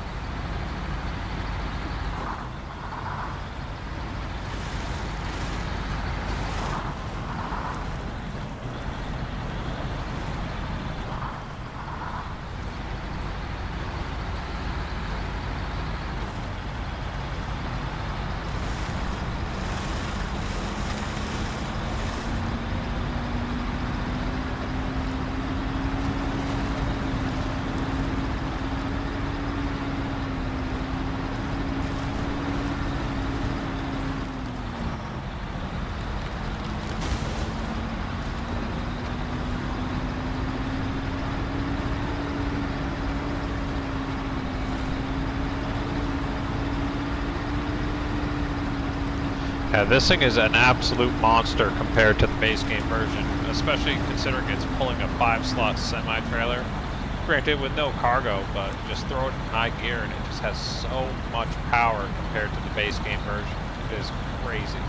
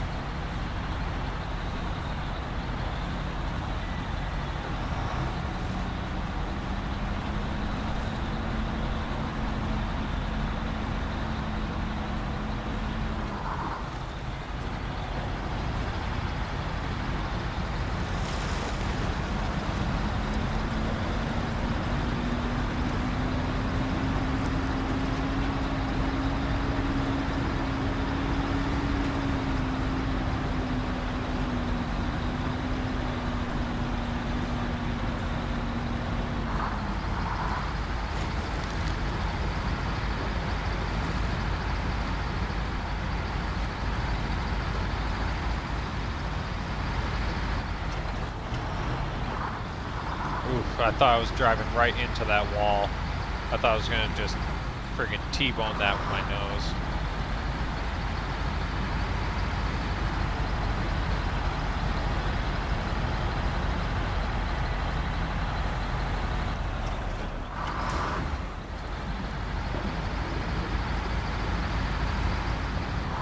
Man, this thing moves. And it uses almost no fuel.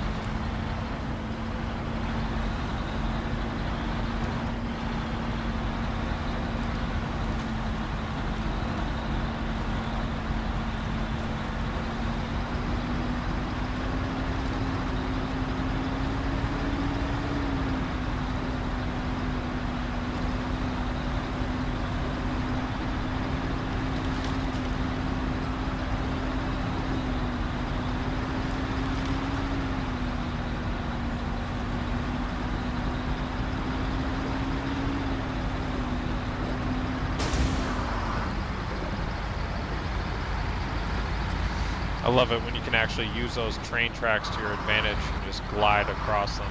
Actually, is there any metal rolls at this warehouse I'm just driving past?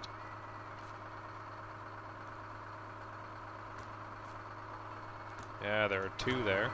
I'll grab those just because.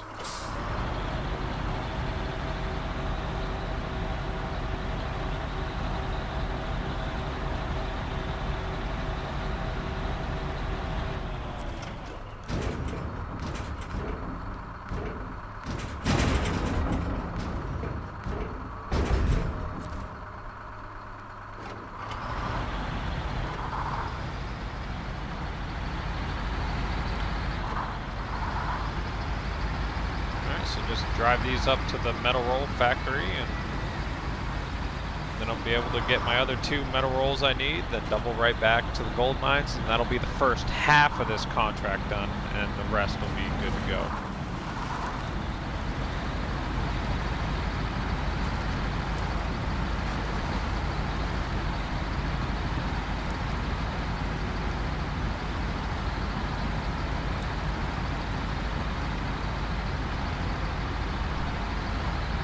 This thing's a little beast.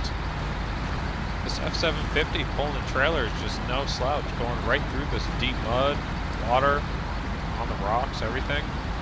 I love this trailer from the Quack Pack, I really do. It's so awesome. Just a perfect little custom flatbed trailer. I personally am a huge fan of the flatbed trailers compared to sideboard trailers. I just always have, just for that lower center of gravity and everything.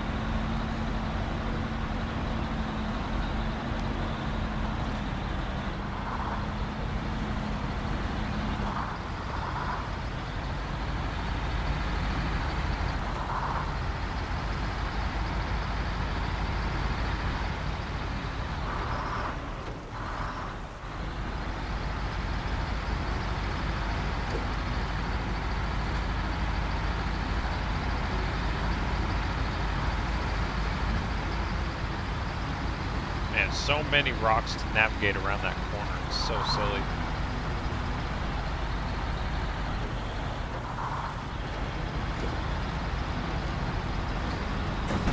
No!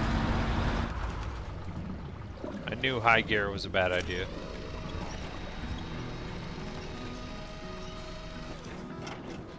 I don't know how those metal beams stayed on the back there, but I'll take it. I don't have a crane, so I'm not going to be able to get those metal rolls I lost, but I can at least save this. Ah, that was so stupid. I don't know why I threw it into high gear right there.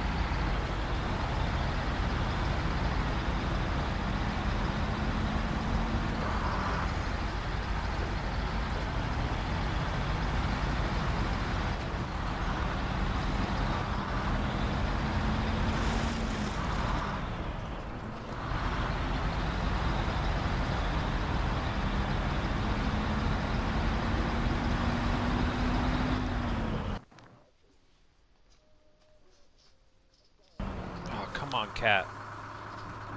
Oh, my cat just jumped in my lap. Hey, buddy. Hey, yeah, I'm playing video game. He's so demanding of attention.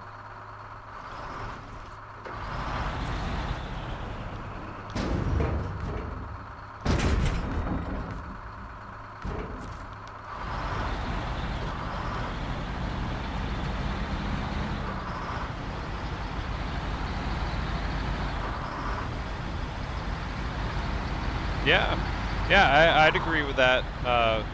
Beats, yeah, I like it. It serves this truck really well. They go together pretty well. I like it.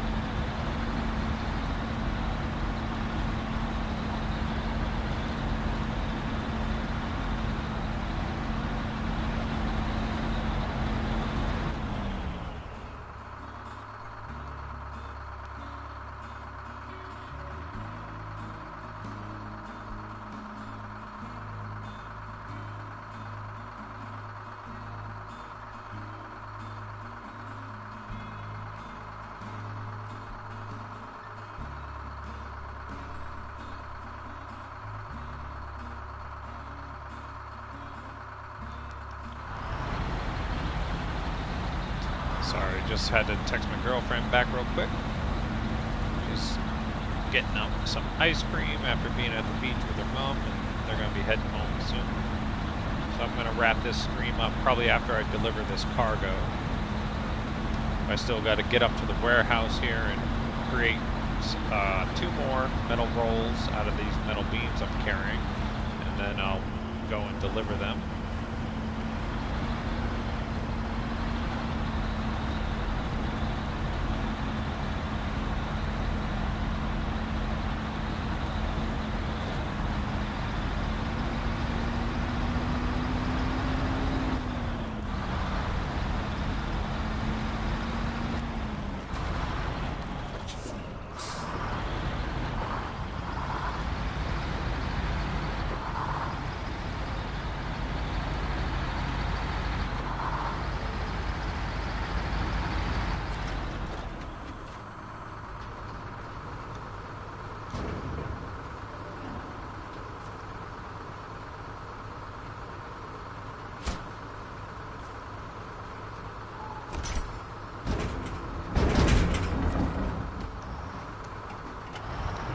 Got 4 metal rolls. We'll bring these right to the gold mine. And that'll be the first half of this contract complete.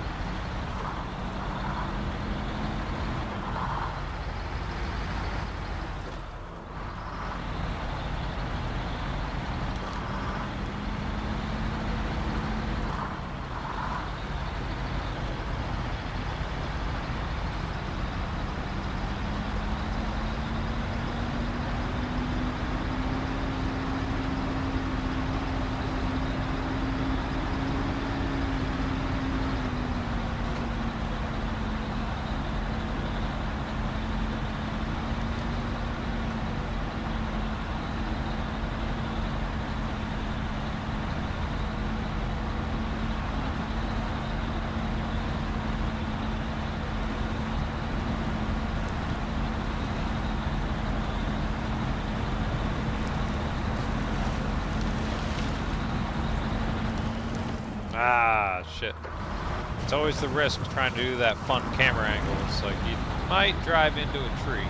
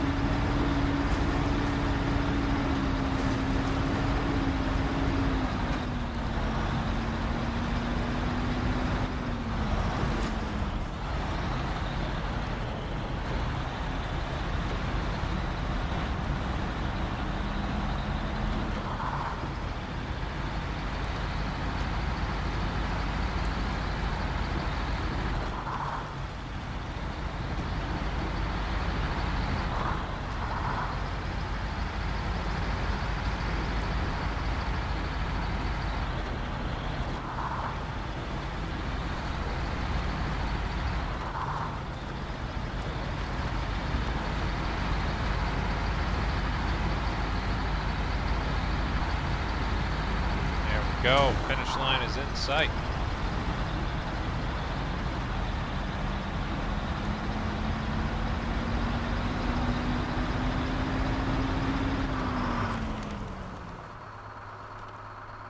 All right.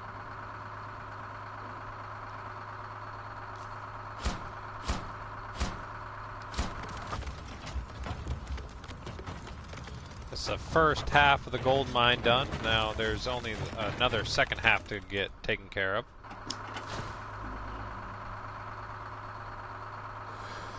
It's got to be 6 metal beams, 8 wooden planks, 2 small pipes, and then 6 concrete blocks. Holy guacamole. That's crazy.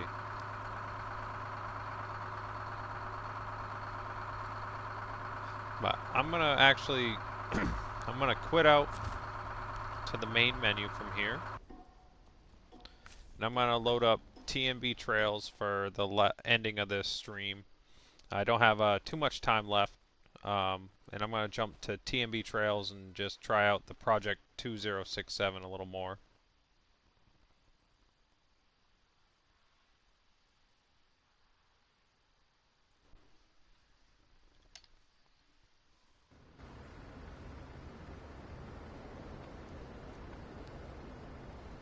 So I'll just show you what I got in the mod browser real quick. Let's see. Yeah, the 10.0T21, Project 2067, the Glitchworks GWC, Quack Pack, Last Raider Discotheque.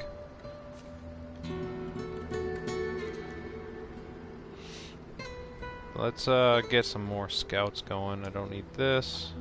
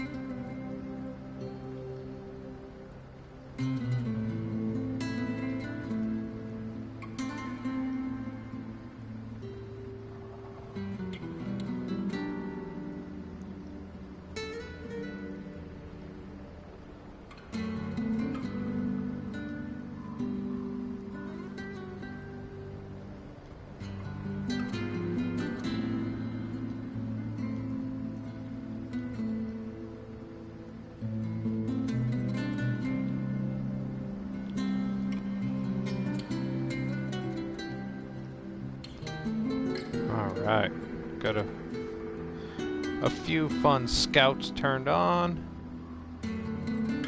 We'll head over to TMB Trails and cruise around.